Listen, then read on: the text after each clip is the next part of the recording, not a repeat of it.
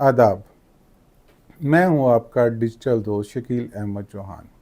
मुलाकात ज़रूरी है। इस प्रोग्राम के तहत आज हम जिस शख्सियत से मुलाकात करेंगे उन्होंने साहिवाल में जन्म लिया। उनके वालिद साहब एक आला सरकारी ओहदे पर फाइज थे।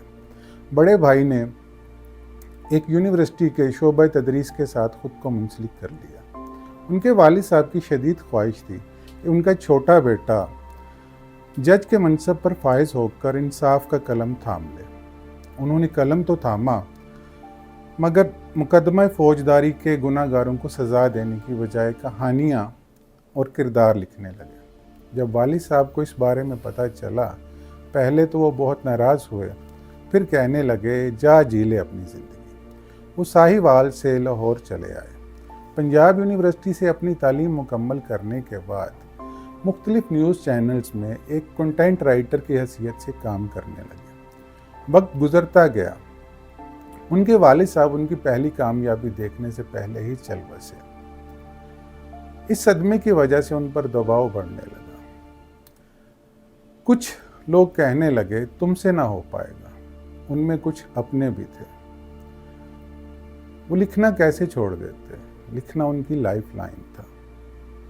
फिर एक दिन एक स्टैंड अप गर्ल ने मशवरा दिया, तुम अपना जहान आबाद करो। उन्होंने अपना जहान आबाद किया और उस जहान का नाम रखा जीवन नगर। आइए मिलते हैं जीवन नगर के राइटर अवैस अहमद से। सर आपने सब कुछ बता दिया, मैं जाऊँगा। नहीं, माशाल्लाह सर बहुत अच्छा इंट्रो आपने दिया, और उससे भी पहले मुबारकबाद कि फाइनली आप डिजिटल दोस्त बन गए हैं बहुत सारे लोगों के, और हम बहुत अरसे से चाह रहे थे कि आप ये शुरू कर दें। ये तो आपके कहने पे मैंने शुरू किया है, और अगर आप मुझे पहलिया गपशप या पॉडकास्ट की हामी ना भरते मेरे साथ तो मैं ये कभी भी शुरू ना करता। चले, अच्छा है कि फाइनली हम एक नए सफ़र पे चल पड़े, और नेक तमन्नाएँ और मुबारकबाद, और बस इस पे लगे रहें आप। अच्छा, मुबारकबाद तो आपकी बनती है। माशाल्लाह आप 2 हिट सीरियल देकर आ रहे हैं। कैसा लग रहा है? पता नहीं, मतलब कोई चेंज नहीं है, कोई कोई तब्दीली नहीं है। मतलब मैं एज अ पर्सन जैसा था वैसा ही हूँ। नहीं, कोई 4 लोग ज़्यादा जानना शुरू हो गए हैं, बस इतना क्या। कोई कोई कोई ख़ास फ़र्क नहीं है, मतलब मुझ में कोई तब्दीली नहीं है। नहीं, मैं आपकी वो तब्दीली की बात नहीं कर रहा। हम्म, वैसे अंदर से किस तरह की फीलिंग आ रही है? प्रेशर बढ़ गया। किस तरह का प्रेशर? मतलब ये है कि कुछ हद तक है, खुशी है, थोड़ी सी आप कह सकते हैं कि तसल्ली है कि अच्छा आप एक काम पे लगे हुए थे, और उस कुछ उसका रिज़ल्ट आया है, कुछ चीज़ें लोगों के सामने आ गई हैं। लेकिन इसके साथ ही हर दफ़ा प्रेशर जो है वो मज़ीद बढ़ रहा है कि काशिफ निसार पाकिस्तान में सबसे बड़े डायरेक्टर हैं, उनके साथ एक सीरियल आ गया, ठीक है, उसके बाद ये था कि अच्छा क्या इसको हम सस्टेन कर पाएंगे, दूसरे सीरियल में आ गए, अल्लाह का शुक्र है कुछ बेहतर हो गया वो भी। अब मज़ीद प्रेशर है कि अब इसको मेंटेन रखना है, क्वालिटी नीचे नहीं जाने देनी, तो एक तरह से प्रेशर है। मैंने सुना है कि आप माशाल्लाह अगला सीरियल भी काशिफ भाई के साथ ही कर रहे हैं। हो सकता है, अभी कंफर्म नहीं अभी कंफर्म नहीं। है जी। अच्छा, ये वैसे खुशी की तो बात है, लेकिन आपको नहीं लगता कि इस तरह आपके ऊपर एक कैंप का लेबल लग जाएगा? मुझे तो काम करना है, मुझे जहाँ से काम मिलेगा, कैंप का लेबल मतलब जहाँ से काम मिल रहा है मुझे काम करना है ना। नहीं, अगर हमें काशू भाई खुशी काम है कि आप देंगे काशिफ भाई के साथ काम कर रहे हैं। जी। मेरा ऐसा मानना है या ख्याल है कि लोग इस तरह कोई राय ना बना लें आपके मुतालिक तो कि मुझे ये काशिफ निसार कैंप में ही काम करते हैं। पता नहीं, मुझे काशिफ ने सारा कैंप का नहीं पता, लेकिन मुझे बताया मैं क्या कर सकता हूँ इसके लिए। नहीं, मतलब मुझे तो जहाँ से काम की ऑफर आएगी मैंने काम करना है ना। आप माशाल्लाह 2 हिट सीरियल दे चुके हैं, जी। तो मतलब क्या कहें कि अभी काम की ऑफर नहीं आई? कहीं पे कोई काम की कुछ ऑफर्स आई हैं, लेकिन मतलब इस तरह से कह लें कि कोई चीज़ लॉक नहीं हुई। अब वन लाइनर्स पे आपको, आप जानते हैं वन लाइनर्स पे काम किया जाता है, डेवलप किया जाता है, उस पे कुछ ख़ास तरह की चीज़ें उन्हें चाहिए होती हैं, वो बाज़ दफ़ा आप बना पाते हो उस तरह से, बाज़ दफ़ा नहीं बना पाते हो। तो अभी काम चल रहा है, मे बी किसी और के लिए भी साथ में काम शुरू हो जाए, अभी कुछ पता नहीं, अच्छा, अभी उस प्रोसेस में है हम लोग। कुछ लोग ये भी कहते हैं कि सारा काम इंडस्ट्री शिफ्ट हो गई है कराची में, और लाहौर में तो काशिफ निसार साहब हैं या कोई चंद और कुछ छोटा मोटा काम हो रहा है। तो मतलब मुझे भी कहते हैं कि आपको कराची चले जाना चाहिए। तो आपका इस बारे में क्या ख्याल है? जाना चाहिए मेरे ख्याल में। तो कब जा रहे हैं आप कराची? अभी नहीं पता, क्योंकि मेरा अभी काम हो रहा है यहाँ पे। अच्छा, काम हो रहा है, ठीक हो गया। बट मेरे ख्याल में जाना चाहिए, कराची जाना है। जाना चाहिए, बिल्कुल जाना चाहिए। इस इंडस्ट्री से जुड़े हर बंदे को ही वहाँ पे जाके ट्राई करना चाहिए, मेरा ख्याल है। तो काशिफ निसार साहब ने तो अपना यहाँ पे एक अलग से जहान बनाया हुआ है। हाँ, तो वो मेरे ख्याल में वो, क्योंकि बाकी इतना काम आ रहा है ना कराची से, तो उसके दरमियान में एक काम लाहौर से आता है तो वो एकदम से अलग नज़र आता है। तो वो शायद इस वजह से ही हैं यहाँ पे।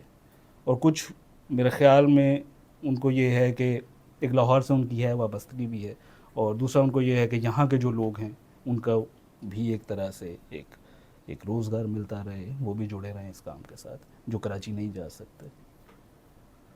कुछ अपने बचपन के बारे में बताइए।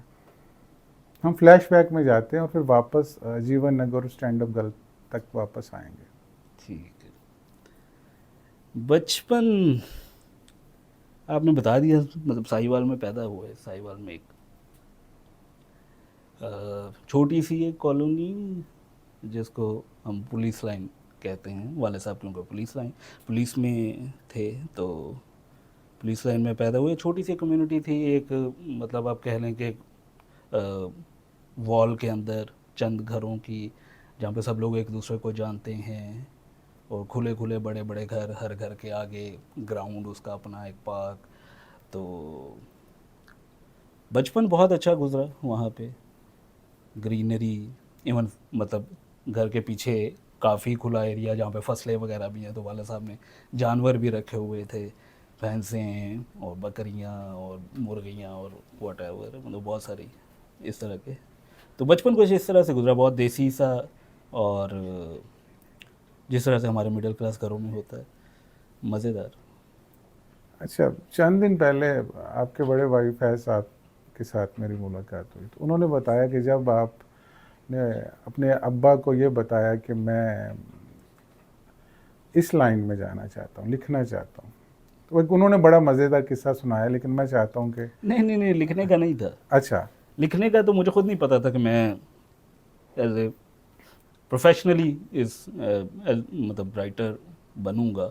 मुझे खुद मास्टर्स में आके यूनिवर्सिटी में, इनफैक्ट यूनिवर्सिटी के भी लास्ट ईयर में मुझे हुआ कि मैं इसको एज ए प्रोफेशन ले सकता हूँ। तब तक तो मुझे भी नहीं पता था कि मुझे राइटर बनना है या मैं राइटर बनूंगा। ऑल्दो कि लिखने का था, क्योंकि पढ़ने का शौक़ था शुरू से, कहानियाँ पढ़ने का एक बचपन से ही क्रेज़ था, किताबें पढ़नी, कहानियाँ पढ़नी। तो वो जिस तरह की कहानियाँ पढ़ रहे होते हो उस तरह की इमेजिनेशन स्टार्ट हो जाती है, और उसी तरह की फिर आप लिखना शुरू कर देते हो। तो शुरू से लिखने का था, लेकिन इसको कभी भी ये नहीं था कि प्रोफेशनली इसको मैं लेकर चलूँगा। तो वो किस्सा बता रहे थे, वो बेसिकली वो ये था कि मुझे एनसीए का जुनून था। अच्छा, कि मुझे एनसीए में, नेशनल कॉलेज ऑफ आर्ट्स में आना है किसी तरह से। तो मेरी ड्राइंग बहुत अच्छी थी, कैलीग्राफी में करता था, उसमें बहुत अच्छा था, पेंटिंग्स। तो मुझे फ़ाइन आर्ट्स का उस वक्त मुझे था कि मुझे फ़ाइन आर्ट्स में जाना है, और इवन मतलब एनसीए में किसी भी चीज़ में एडमिशन हो जाए, मुझे एनसीए जाना है। तो मेरा ये पैशन था, जुनून था। तो वाले साहब को वो बताने की कोशिश की थी कि इधर जाना है, तो उनको समझ नहीं आई कि ये करना क्या चाहता है और इसके बाद ये करेगा क्या, बनेगा क्या। तो ये हमारे यहाँ, मतलब वो उनका कोई कसूर नहीं है, हमारे पेरेंट्स जो हैं वो हमारे फ्यूचर के हवाले से परेशान होते हैं कि अच्छा यार ये कर लेगा, लेकिन इसके बाद करेगा क्या, जॉब क्या होगी, कमाएगा कहाँ से, किस तरह से होगा। तो वो उन्होंने ये वाला किस्सा सुनाया था आपको। तो वो एनसीए, वो अप्रूवल नहीं मिला, तो इसलिए फिर एनसीए नहीं जा सके। अच्छा, तो इब्तदाई तालीम आपकी साहिवाल से? साहिवाल से जी। मैट्रिक भी वहाँ से किया? मैट्रिक भी वहाँ से किया। कौन स्कूल का नाम बताना पसंद करेंगे? मैं गवर्नमेंट हाई स्कूल से मैट्रिक की, उससे पहले जूनियर मॉडल स्कूल था, वहाँ से प्राइमरी, वहाँ पे मतलब लड़के जो थे वो प्राइमरी तक 5वीं तक और लड़कियां 10वीं तक होते थे। उसके बाद लड़कों को निकाल देते थे वहाँ से। तो फिर मैट्रिक जो है गवर्नमेंट हाई स्कूल से की। उसके बाद मेरा था कि मुझे किसी तरह से मैं निकल जाऊँ एनसीए या किसी भी ऐसी जगह। लेकिन भाई क्योंकि साइंस पढ़ रहे थे तो उनको मुझे भी धकेलना था उस तरफ, तो उन्होंने मुझे एफएससी करवा दी मेडिकल में, जो कि मैं नहीं करना चाहता था। तो बस फिर वो की मजबूरन। एफएससी किस कॉलेज से की? गवर्नमेंट कॉलेज साहिवाल से एफएससी की, जहाँ से हमारे तारिक अजीज़ साहब भी, अच्छा। मतलब मैं उनके कॉलेज से, मतलब ये शरफ़ है मुझे। तो वहाँ से की एफएससी मेडिकल में, जो कि मतलब मजबूरन करना पड़ी, क्योंकि मेरा ये था कि बहुत अच्छा शोबा है और हम लोग अगर हेल्दी हैं, ज़िंदा हैं, अलाइव हैं और हमारे प्यारे हेल्दी हैं, तो वो इन लोगों की वजह से हैं, डॉक्टर्स की वजह से। लेकिन मुझे खुद को कभी भी अपना आप डॉक्टर नज़र नहीं आता था, बल्कि मुझे वो सोच के ही घुटन होती थी कि यार सारी उम्र आप हस्पताल और मरीज़ और दवाइयाँ और बीमारियाँ और ये, मतलब मैं ये नहीं गुजार सकता, मैं अपनी पूरी ज़िंदगी इस तरह से नहीं जी सकता। तो फिर वो मजबूरन की थी एफएससी, तो पास हो गए थे, लेकिन कहीं पे मेरिट नहीं बना था, वो बनना भी नहीं था क्योंकि शौक ही नहीं था। नहीं, आपने एक बार मुझे बताया था कि आपने टॉप भी किया था, वो किस में किया था? नहीं, उसमें इस तरह से था कि बड़ा क्लियर फ़र्क था। जिन चीज़ों में मेरा इंटरेस्ट है उनमें मैं बहुत अच्छा हूँ, और जिनमें नहीं है उनमें मैं बिल्कुल ही बहुत बुरा हूँ। तो इवन एफएससी में ही इतना ज़्यादा क्लियर फ़र्क था कि जो आर्ट सब्जेक्ट्स थे उनमें मेरे मैक्सिमम मार्क्स थे, और जो साइंस सब्जेक्ट्स थे उनमें मेरे बहुत कम मार्क्स थे, क्योंकि उनमें मेरा इंटरेस्ट नहीं था, सिवाय बायोलॉजी में खैर मेरा इंटरेस्ट था। तो उसके बाद ये हुआ कि घर वालों ने कहा कि अच्छा भाई अब तेरा कुछ भी नहीं हो सकता, तो अब आगे क्या करना है। तो एक छोटी सी आप कह लें कि एक उम्मीद थी मेरे पास कि अगर मैं बहुत अच्छा बीए करता हूँ तो मेरे पास एक रास्ता निकलता है मैस कम्युनिकेशन का, तो मैं वहाँ जा सकता हूँ। ठीक है, तो उसमें ये था कि मैंने बीए कर लिया। तो हालात ये थे कि मेरे भाई जो थे वो पीएचडी कर रहे थे, बड़े भाई, स्कॉलरशिप पे, और मैं बीए कर रहा था। तो वो मुझे आते जाते हर बंदा ही लानते डालता था, यार तू मतलब कोई हाल है तेरा कि एक भाई वो कर रहा है और तुम क्या कर रहे हो। बट मैंने बीए इस तरह से किया जिस तरह से लोग एफएससी भी नहीं करते। अच्छा। उसमें क्योंकि मेरे पास कोई उसके बाद वो आप कहें कि उसके अलावा कोई और चारा नहीं था मुझे, मतलब ये था कि अगर ये अच्छा नहीं हुआ तो उसके बाद फिर मेरी ज़िंदगी ख़त्म है, फिर मैं यहीं पे रहूँगा, फिर सारी ज़िंदगी मेरी कोई शनाख्त नहीं बन पाएगी, मैं अपनी मर्ज़ी का कोई काम नहीं कर सकूँगा। तो एक यही है मेरे पास रास्ता जहाँ से मैं निकल सकता हूँ, और वो फिर मैंने बहुत ही जान मार के किया। तो उसके अंदर फिर ये था कि अपनी मर्ज़ी के सब्जेक्ट्स रखे। तो ये शुरू से था कि जिन सब्जेक्ट्स में मेरा इंटरेस्ट होता तो उनमें मेरे मार्क्स बहुत अच्छे आते थे।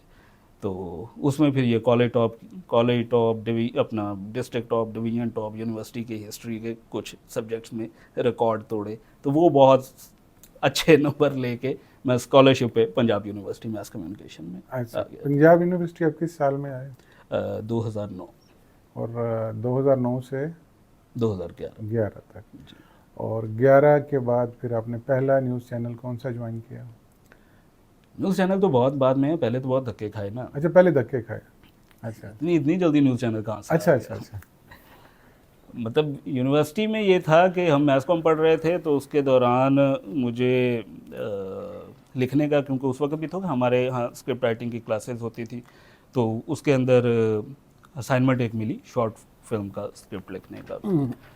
तो वो जो मैंने लिखा, तो उस पर जो रिस्पांस आया टीचर्स की तरफ से भी, स्टूडेंट्स की तरफ से भी, वो इतना अच्छा आया कि मुझे लगा कि यार मैं तो बहुत अच्छा राइटर हूँ। अच्छा। हर बंदे ने ये कहा कि भाई तुम तो कमाल, पढ़ के लगता है कि कोई क्लासिक किसी ने कोई चीज़ लिखी है।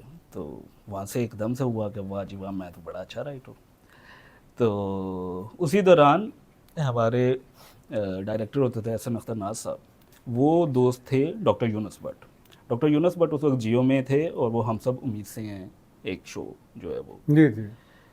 तो उसके लिए उन्हें राइटर्स की ज़रूरत थी। तो हमें यूनिवर्सिटी में उन्होंने, डॉक्टर साहब ने कहा कि कोई अगर इंटरेस्ट रखते हैं तो डॉक्टर साहब को राइटर्स की ज़रूरत है। मैं और एक मेरे दोस्त हैं समी, बीबीसी में लिखते हैं वो, हम दोनों हॉस्टल से निकले बाइक पे और पहुंच गए डॉक्टर साहब के, डॉक्टर यूनुस भट्ट साहब के पास, और उनसे मिले और उन्होंने कहा कि आप कुछ लिख के दिखाएं। और वो हमने लिख के दिखाया तो उन्होंने कहा जी आप कल से आ जाएं। तो यूनिवर्सिटी के दौरान ही, अभी हमारी यूनिवर्सिटी कंप्लीट नहीं हुई, मास्टर्स कंप्लीट नहीं हुआ, तो जॉब मिल गई। तो मुझे था कि यार ये तो इतना आसान काम है, ये तो कोई मसले वाली बात ही नहीं है कि अच्छा आप उधर से निकले हो तो इधर से सीधी जॉब ऑफर होगी। तो उससे उसमें ये हुआ कि अच्छा यार मैं राइटर ही इतना अच्छा हूँ, आखिर कोई इनकार कैसे कर सकते। तो उसमें ये हुआ कि उन्हीं दिनों में हमारा फाइनल जो प्रोजेक्ट था, मैं एक डॉक्यूमेंट्री पे काम कर रहा था, हड़प्पा पे डॉक्यूमेंट्री बना रहा था, फाइनल प्रोजेक्ट मेरा ये था। तो मुझे वो डॉक्यूमेंट्री पे काम करना था, तो मैंने जॉब छोड़ के, समीन जो मेरा दोस्त था साथ, उसने कंटिन्यू की जॉब, मैंने वो छोड़ दी क्योंकि मुझे था कि मैंने तो डॉक्यूमेंट्री बनानी है और जॉब तो इतनी आसानी से मिल जाती है, मैं फिर जाके ले लूँगा, मतलब इसमें क्या मसला है। तो अभी डॉक्यूमेंट्री बनाना बहुत इंपॉर्टेंट है, तो डॉक्यूमेंट्री की उस पर रिसर्च शुरू कर दी, डॉक्यूमेंट्री शूट जाके हड़प्पा जाके शूट की, उसके बाद एडिट और फिर म्यूज़िक, और वो इतना लंबा प्रोसेस चला, वो कुछ लग गए 3-4 महीने कंप्लीट होने में। और उसके बाद अब इतना मैंने काम कर लिया था, मुझे थोड़ा सा रेस्ट भी करना था। तो उसके बाद वहाँ से फ्री हुआ, खैर वो डॉक्यूमेंट्री बहुत अच्छी बन गई, वो अच्छे मार्क्स वगैरह ये वो सारा कुछ आ गया। तो उसके बाद मुझे था कि यार मतलब मैं इतना अच्छा लिखता हूँ, मुझे तो कोई भी जो है ना वो जाते ही कहेगा कि भाई आपकी तो ज़रूरत है, हम इंतज़ार में बैठे हुए थे आपके, आप आएंगे। तो अब थे कहाँ अब तक? हाँ, अब मतलब थे काम, हाँ। बिल्कुल। तो लेकिन वो पता चला कि नहीं, ऐसे नहीं होता, कौमें ऐसे नहीं बनती। तो ये वो एक अपॉर्चुनिटी थी जो आपको मिलती है कभी कभार आके, तो अगर वो आपके हाथ से निकल जाए तो फिर आपको लंबा उसके ऊपर। और शायद मेरा एटीट्यूड भी था कुछ, मतलब एटीट्यूड मतलब शुरू से ही कुछ ख़राब था कि हमें वो एक क्या कहना चाहिए, एरोगेंस भी नहीं, लेकिन एक था कि अच्छा मैनू आंदा है, ठीक है। मैं बहुत अच्छा लिखना, मतलब इस किस्म का वो एक एटीट्यूड था। मतलब इवन के हमें अमजद इस्लाम अमजद साहब जो है वो पढ़ाने आते थे स्क्रिप्ट राइटिंग।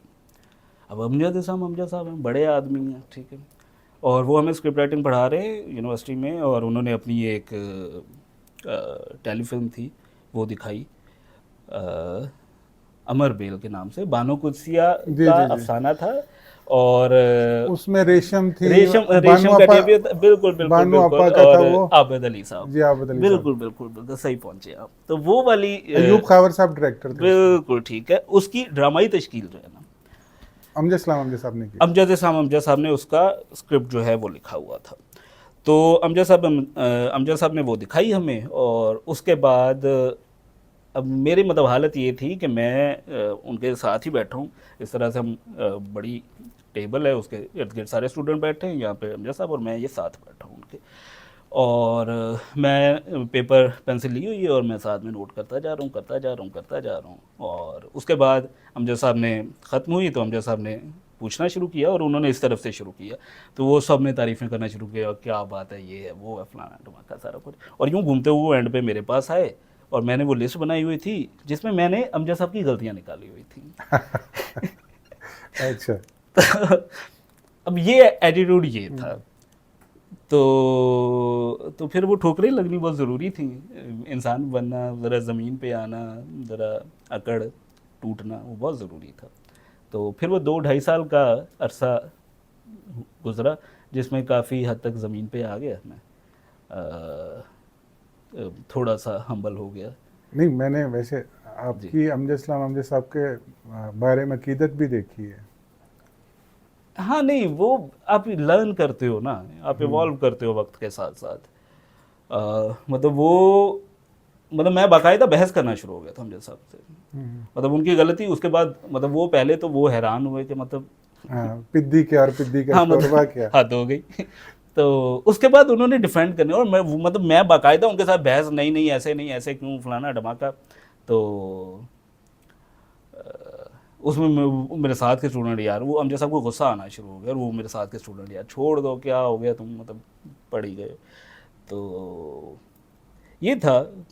तो बाकी जो आप अमजद साहब बहुत बड़े शायर, बहुत बड़े शायर, बड़े आदमी। बहुत बड़े राइटर हैं, उसमें कोई शक नहीं है। तो वो उस वक्त अपनी हमाकतें हैं, मतलब वो काम इल्मी है। तो ये रही है मेरे साथ हमेशा से, अब भी है मेरे अंदर। तो इस किस्म की मैं हमाकतें कर जाता हूँ काफ़ी सारी। अच्छा, डॉक्टर यूनुस भट्ट के साथ आपने काम किया, हम सब उम्मीद से। डॉक्टर साहब के साथ काम नहीं उसके बाद में कर सका। अच्छा। जो कि मुझे लगता था कि मसला ही कोई नहीं है। तो उसके बाद मेरी जगह पे कोई और आ गया होगा, मैं इतने महीने तो गया ही नहीं है। तो वो एक मतलब उनके पास ख़ास तादाद है राइटर्स की, मतलब उनकी टीम होती है जी बिल्कुल। जो लिखते थे। डॉक्टर साहब फाइनल डॉक्टर साहब भी करते थे, लेकिन उनके साथ टीम होती थी जो उनको हेल्प करते थे, उनके लिए लिखते थे। तो उसके बाद वो थी नहीं जगह उनके पास। तो मैंने कहा कोई मसला नहीं है, और बहुत सारे मुझे तो मिल ही जाएगी। हाँ। तो वो फिर नहीं मिली। फिर कोई 2 ढाई साल 2 साल मेरे ख्याल में जो है वो मैं बेरोज़गार रहा, जगह जगह पे गया, किसी ने भी नहीं रखा। तो फिर काफ़ी इस दौरान आप बानो आपा के पास जाया करते थे? मोहतरमा बानो कुचिया की बात कर रहा हूँ नाजरीन। मैं हाँ, इस दौरान जाता तो रहा हूँ। बानो आपा के पास कितना इस अच्छा दौरान जाते भी रहे? जाता रहा हूँ। नहीं मतलब मैं रेगुलर नहीं हूँ, मैं बहुत सारी जगहों पे जाता, मतलब जहाँ पे भी सीखने का शौक़ रहा है, ठीक है। हमेशा से रहा है। जहाँ से भी कोई नई बात सीखने को मिल सकती है, मैं वहाँ पे पहुँच जाता हूँ, जहाँ पे और कहीं पे भी मुझे ये लगता है कि अच्छा यार ये बंदा है जिसके पास मेरे से ज़्यादा नॉलेज है, मुझसे ज़्यादा एक्सपीरियंस है और मुझसे बेहतर है।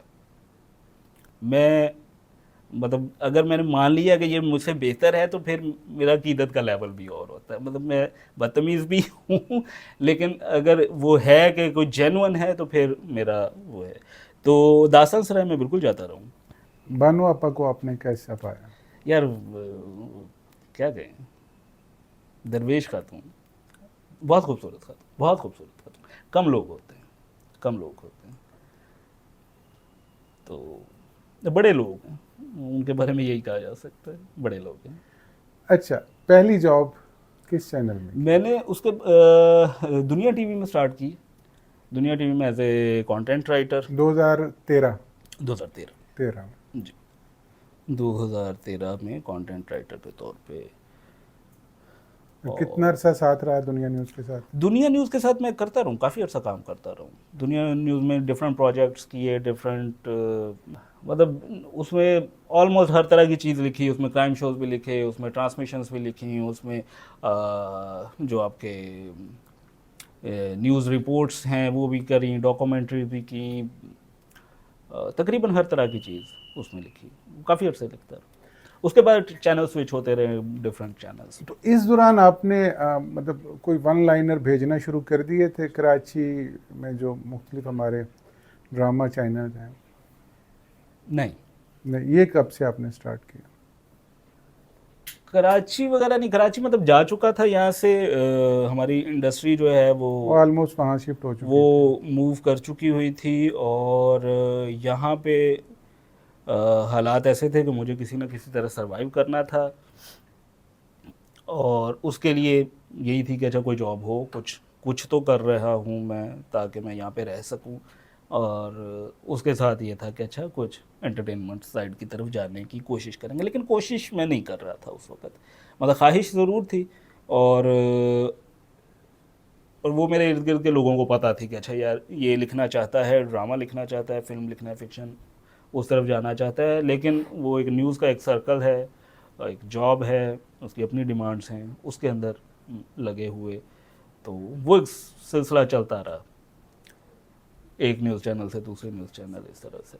तो फिर जीवन नगर तक आप कैसे पहुँचे, या जीवन नगर आप तक कैसे पहुँचे? जीवन नगर तो बहुत दूर, नहीं, बीच में मतलब न्यूज़ चैनल्स का आपका जो सिलसिला है वो नहीं, चलता उसमें रहा। इस तरह से हुआ कि दरमियान में नहीं, मैं एंटरटेनमेंट पे स्विच कर गया था, मतलब अच्छा। मैं दुनिया से। हाँ, बोल में भी शायद आपने कुछ जी जी जी जी जी। अम, बोल से पहले मैं सी टीवी में काम किया अच्छा, मैंने। सी टीवी में वो अधूरा मिलन, मेरा ख्याल सी टीवी, बिल्कुल बिल्कुल वही बिल्कुल, ना जो पहले नूरापा ने शुरू किया था। बिल्कुल बिल्कुल बिल्कुल, उसको हम, मेरे साथ दो राइटर्स और भी थे। आयशा असलम, आप जानते हैं आयशा हाँ, आपा? आयशा आपा। जी जी जी। वो भी उन्होंने और मैंने, हमने मिलके आगे उन्होंने स्टार्ट किया था। बिलाल शरीफ एक होते थे डायरेक्टर हमारे, प्रोड्यूसर होते थे वो दुनिया टीवी में। हम्म। तो वो, उनके साथ मैंने एक क्राइम शो जो है वो किया था। मेरा क्राइम शो का काफ़ी एक्सपीरियंस था, और क्राइम शोज इस तरह से होते थे कि वो एक तरह का ड्रामा ही होता था। वो आप समझ लें कि टेलीफिल्म टाइप एक चीज़ होती थी, जो कि पूरे घंटे के स्लॉट में ही चलता था, और उसमें पूरा पूरा ड्रामा ही होता था, शूट भी ड्रामे की तरह होता था। लेकिन वो कोई रियल लाइफ इवेंट्स से इंस्पायर्ड होगा, कभी बाज़ दफ़ा कंप्लीट आप उस पर, और बाज़ दफ़ा री इनैक्टमेंट होती थी कि आपकी ओरिजिनल स्टोरी भी साथ में चल रही है, और वो लिंकिंग चल रही है उसकी, और साथ में आप उसकी री इनैक्टमेंट दिखा रहे हो कि अच्छा ये हुआ ये हुआ ये हुआ था। तो मैं क्राइम शोज़ लिखा करता था, वो एक चैनल से दूसरे चैनल में क्राइम शोज, तो वो लोग, इनको ये था कि अच्छा यार ये ड्रामा अच्छा लिख लेता है, क्योंकि वो भी एक तरह का ड्रामा ही था। तो वो लिखते लिखते एक टाइम पे मेरा, मतलब मैं तकरीबन जहनी मरीज़ ही हो गया था तो मुझे छोड़ने पड़े थे क्राइम शोज़ भी। बट वहाँ पे बिलाल शरीफ होते थे जिन्होंने सी टीवी में एज ए प्रोड्यूसर उन्होंने स्टार्ट किया।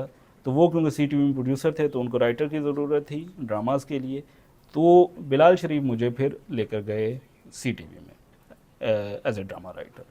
तो वहाँ पे बिल्कुल हमने वो जो जिस अधूरा मिलन की आप बात कर रहे हैं, वो मिलन के नाम से चला, उसके बाद एक अपने के नाम से चला, और फिर एक लाइफलाइन के नाम से चला। ये सी टीवी पे चले थे, ऑल्दो कोई बहुत अच्छे नहीं हैं। अच्छा, उसके बाद अच्छा, उसके बाद ये था कि मैंने जॉब से तौबा कर ली। सी टीवी में भी मैं जॉब करता रहा, उसके बाद मुझे ये था कि अब मुझे जॉब नहीं करनी ज़िंदगी में, मैं फ्रीलांसिंग करूँगा। इतने लिंक्स बन चुके थे न्यूज़ चैनल्स में, डिफरेंट जगहों पे कुछ डिजिटल प्लेटफॉर्म आ गए हुए थे, मैंगोबाज वगैरह, इन सब के साथ एक लिंक्स बन गए हुए थे, तो यहाँ से मुझे काम आ जाता था। किसी को भी आउटसोर्स राइटर को लेना होता था तो वो मुझे बुला लेते थे कि अच्छा यार ये प्रोजेक्ट हमारे पास आया है, ये हमें कर दो, लिख दो। तो वो कुछ इतने लिंक्स बन गए थे कि मेरा गुजारा हो जाता था, तो मैं जॉब छोड़ दी थी। और इसी दौरान आया बोल एंटरटेनमेंट, लाहौर से स्टार्ट हुआ, फसी बारी खान यहाँ पे बने उसके कंटेंट हेड। और मेरे पास एक वन लाइनर था, वो मैंने फसी भाई को भेजा। तो फसी भाई के मुझे मिजाज का आइडिया था, उनका काम मैंने देखा, बहुत अच्छा काम था उनका। मुझे पर्सनली उनका मतलब स्टाइल भी बहुत पसंद है, और वो बहुत रियलिस्टिक करते थे काम उस वक्त भी। तो मैंने उनको एक वन लाइनर भेजा, और वो उन्हें बहुत पसंद आया, और उसके बाद उन्होंने कहा जी आ जाएं, और फिर मैंने बोल के लिए, फसी भाई के लिए लिखना शुरू कर दिया। तो वो मतलब बोल से कुछ ड्रामे चले भी, जी। तो आपका कहाँ तक पहुँचा था? बोल का ये था कि मतलब जो है ना, किस्मत बहुत अच्छी पाई है हमने तो अच्छा। हाँ, तो मतलब हर जगह पे कुछ ना कोई साथ में जुड़ा हुआ है, इतनी आसानी से कोई काम होने नहीं वाला। तो बोल में इस तरह से था कि बोल पे हमारा काम शुरू हुआ, मैंने उसका वन लाइनर से उसके बाद एपिसोड लिखना शुरू कर दिए। एपिसोड्स फसी भाई को बहुत पसंद आए। उसके बाद ये था कि कास्टिंग पे हम लोग चले गए थे, डायरेक्टर बिलाल कुरैशी उसको डायरेक्ट करने वाले थे, वो आ गए, और स्क्रिप्ट भी काफ़ी हद तक मैंने उसका कंप्लीट कर दिया था। और उसी टाइम पे एकदम से पता नहीं किसको क्या हुआ कि वो जो है उसकी प्रोडक्शन रुक गई। हाँ। ठीक। तो वो शोएब शेख होते थे भाईजान, तो पता नहीं उन्होंने क्या किया था कि वो सारे इदारे उनके पीछे पड़ गए, और उसके बाद इनकी प्रोडक्शन जो है वो रुक गई। उसके बाद इन्होंने काफ़ी अर्सा वो किया कि नहीं नहीं हम करेंगे, आएंगे आएंगे आएंगे। तो उससे पहले इनके ड्रामास जो हैं वो बन चुके थे, वो ऑन एयर जा रहे थे। हाँ। तो वो तो जा रहे थे, तो इस वजह से हमें भी था कि अच्छा यार आगे भी कुछ ना कुछ, और हमें कहीं ना कहीं से खबर मिल जाती थी कराची में कोई चीज़ शूट हो रही है, क्योंकि ये कराची से भी शूट कर रहे थे, यहाँ से भी कर रहे थे, तो एक उम्मीद सी बंधी हुई थी कि हाँ हाँ हो जाएगा अभी हालात जो ठीक है। और मैं फसी भाई से पूछ भी लेता था कि फसी भाई क्या चल रहा है। फसी भाई ने मतलब कुछ अर्सा तक तो वो मुझे कहते रहे कि लिखते रहो कोई नहीं हो जाएगा। मैं लिखता रहा, उसके बाद उन्होंने कहा कि अभी रोक दो, तो मुझे लगा अच्छा अब लिखना भी रोक दिया। उसके बाद फिर काफ़ी अर्सा एक और फिर इंतज़ार में बैठे रहे कि अच्छा कब हालात बेहतर होंगे, दोबारा प्रोडक्शन स्टार्ट होगी। तो वो एक फ्रस्ट्रेशन वाला अच्छा खासा पीरियड रहा है दरमियान में। उसके बाद अभी जीवन नगर नहीं आया? नहीं नहीं, जीवन नगर बहुत अभी दूर सर। है, हाँ। जीवन नगर बहुत दूर है। ये वाला जो है ना, वो अगर फसी भाई की बात आ गई है तो ये करनी बहुत ज़रूरी है। तो ये वाला पीरियड बड़ा फ्रस्ट्रेशन वाला रहा ना, कि फाइनली लगा कि अच्छा एक अच्छी प्रोडक्ट है, स्क्रिप्ट अच्छा है। मतलब उससे पहले तो जो ड्रामाज किए उनके स्क्रिप्ट पे मैं खुद भी नहीं मतलब को ख़ास खुश होता था, क्योंकि वो काफ़ी हद तक ऑर्डर पे माल तैयार किया होता था। तो ऑल्दो को उसमें भी जितनी मेहनत मैं कर सकता था या जितना अपना आप दे सकता था वो देने की कोशिश करते थे, लेकिन फिर भी वो एक सेटिस्फेक्शन नहीं थी। इसका ये था कि ये कहानी मेरी थी, वन लाइनर मैंने बनाया था, कैरेक्टर्स मेरे थे, डायलॉग्स मेरे थे, और फसी भाई ने बहुत तारीफ़ की हुई थी। और एक एक बंदे जिससे मिलते थे उसको स्पेशल बताते थे कि यार ये है बच्चा नया, बहुत अच्छा लिखता है, ये वो। तो वो बहुत ज़्यादा उम्मीद थी उससे। और फिर ये थी कि बिलाल कुरैशी अच्छे डायरेक्टर थे और कास्ट भी वो अच्छी पे जा रहे थे, तो वो था कि अच्छा फाइनली एक ब्रेक थ्रू आ रहा है। और पेमेंट्स भी उन्होंने की हुई थी, तो हमें तो था कि मतलब आया क्या आया, तो बस अब ये अगले महीने स्टार्ट होगा शूट पे, 2-3 महीने बाद हमारा नाम चल रहा होगा, ड्रामा आ जाएगा। लेकिन वो गैप बहुत लंबा हो गया, और उसके बाद वो इतनी आपको उम्मीद लगी हो और आपने इतने करीब से देख ली हो, तो उसके बाद फिर जो फ्रस्ट्रेशन जो है ना, वो आपको एकदम से आप डिसअपॉइंट होना शुरू होते हो और डिसहार्ट होते हो, और होता है कि यार एक तरह से मायूसी जो है ना वो आना शुरू हो जाती है। उस पीरियड में मेरा ये होता था कि मैं को महीने के बाद फसी भाई को एक मैसेज करता था और उनसे पूछता था कि कोई अच्छी खबर, ठीक है, और वो मुझे उम्मीद दे देते थे कि हाँ हाँ होने वाला है, हो जाएगा, कोई मसला नहीं है। तो इस तरह से कर देते थे मुझे। अब इस तरह से कई महीने गुजर रहे थे, और हर महीने के बाद वो जो मुझे और उनका भी मैसेज जो होता था ना वो मुख्तसर होता जा रहा था। तो फाइनली मैंने एक मैसेज किया उनको, और शायद मैंने ये लिखा था कि कोई अच्छी खबर नहीं, मैं शायद ये था कि फसी भाई अगर कोई अच्छी खबर नहीं है तो उम्मीद ही दिला दें, कुछ इस किस्म का था। अच्छा, उसके बाद जो जवाब उनका आया वो उसका मैंने स्क्रीनशॉट लेकर रखा हुआ है अभी तक, क्योंकि ये वो चीज़ होती है जो आपको चाहिए। मतलब मेरी 10 साल की स्ट्रगल, उससे पहले 10 साल कितने साल की, जितने भी साल की, तो फसी भाई का मैसेज आया, कहते कि अवैस आने वाला वक्त तुम्हारा है। वाह। और मैं ये दावे हर किसी के बारे में नहीं करता, और खुदा का शुक्र है आज तक जिसके बारे में किया पूरा हुआ। और मेरे यार उसके बाद ये वो एक मैसेज है जिसने मुझे अगले 10 साल की एनर्जी दे दी स्ट्रगल करने की, कि यार इतना बड़ा बंदा कह रहा है तो भाई कुछ है, तो कुछ हो ही जाएगा मेरा। तो मैं मोहसिन मानता हूँ फसी भाई को अपना इस फील्ड के अंदर, कि मेरा अगर पहला मोहसिन है एंटरटेनमेंट इंडस्ट्री के अंदर, फसी भाई हैं, जिन्होंने कोई जान पहचान नहीं, एक वन लाइनर भेजा, उन्होंने 15 मिनट बाद मुझे कहा हम ये कर रहे हैं। उसके बाद मुझे हर जगह पे हर बंदे से मिलवाते हुए मेरी तारीफ़ की, और उसके बाद आज तक ये सिलसिला चल रहा है कि मुझे अचानक से किसी का फ़ोन आता है और वो कहते हैं कि जी फसी भाई ने आपका नंबर दिया है, हमने ये काम करवाना है। और मुझे पता भी नहीं होता, फसी भाई मुझे बताते भी नहीं है, मुझे कहते भी नहीं है कि मैंने फ़लाँ को तुम्हारा नंबर दिया, मुझे अचानक से आता है। इतनी जगह पे उन्होंने रेफ़र किया है, और जीवन नगर की तरफ भी अगर चलना है तो जीवन नगर में भी उन्हीं का हाथ है। अच्छा फसी भाई का। अच्छा, उनका हम नाम नहीं लेंगे जी। लेकिन वो किस्सा मज़ेदार है। फसी भाई ने आपको एक नहीं कोई इशू नहीं है। उसमें ये था कि मैं कोविड आ गया था, अच्छा। आई थिंक सो कोविड आ गया था, हाँ या चल रहा था या चलने वाला था, कुछ कोविड के करीब करीब था, या कोविड चल रहा था या अभी। तो कोविड में मैंने मतलब बिल्कुल ही काम बंद हो गया, आपका प्रोडक्शंस भी बंद हो रही थी और एकदम से वो सारा कुछ। तो उस दौरान मुझे एक कॉल आई ज़फ़र भाई की, ज़फ़र मेराज साहब। सही। तो उनकी मुझे कॉल आई, मुझे कहते कि वो बोलते भी उससे, अवेश आप कैसे हैं, तो इस तरह से। तो मुझे फसी ने आपका नंबर दिया, बड़ी तारीफ़ कर रहे थे, तो हम कुछ लिख सकते हैं मिलके। मैं अंधा क्या मांगे, मतलब यार और क्या चाहिए कि ज़फ़र मेराज साहब जैसा बड़ा राइटर जो है वो कह रहे। तो मैंने कहा जी क्यों नहीं। तो उन्होंने कहा जी कि आप चले जाएं काशिफ निसार के ऑफिस में, आपको उनकी कॉल आ जाती है तो आप उनसे मिल लें, तो डिटेल्स वो आपको बता देंगे। मैंने कहा जी ठीक हो गया। उसके बाद मुझे उनके ऑफिस से कॉल आ गई, अगले दिन मैं काशिफ भाई से मिलने चला गया। तो उस वक़्त हाँ एग्जैक्टली कोविड ही था, क्योंकि उस वक़्त वो कोविड के हवाले से कोई चीज़ बनाना चाह रहे थे, जिसमें ज़फ़र भाई जो थे वो होंगे स्क्रिप्ट सुपरवाइज़र, और लिखना वो मुझे था ग्रीन के लिए ही। ग्रीन उस वक्त अभी आ रहा था, मतलब ग्रीन अभी सिर्फ इंडस्ट्री के कुछ लोगों, जो लोग काम कर रहे थे उनको पता था कि अच्छा एक कोई आ रहा है चैनल। तो उसके लिए फिर मेरी काशिफ भाई से मीटिंग हुई, काशिफ भाई के साथ सारी हमारी वो डिसाइड हो गई कि क्या स्टोरी है, किस तरह से करना है, ऐसे वैसे वैसे। उसके बाद काशिफ भाई ने कहा कि बस ठीक है, आप जाओ काम करो, और ज़फ़र भाई से आप राब्ते में रहो, और मिल के आप लोगों ने करना है करो। अच्छा, वो हमारी चीज़ लॉक हो गई कि हाँ जी इस पे काम करना है। और उसके बाद हम चाय वाय पी रहे थे, तो इसी तरह से बात हो रही थी, तो आइडियाज़ पे बात हो रही थी।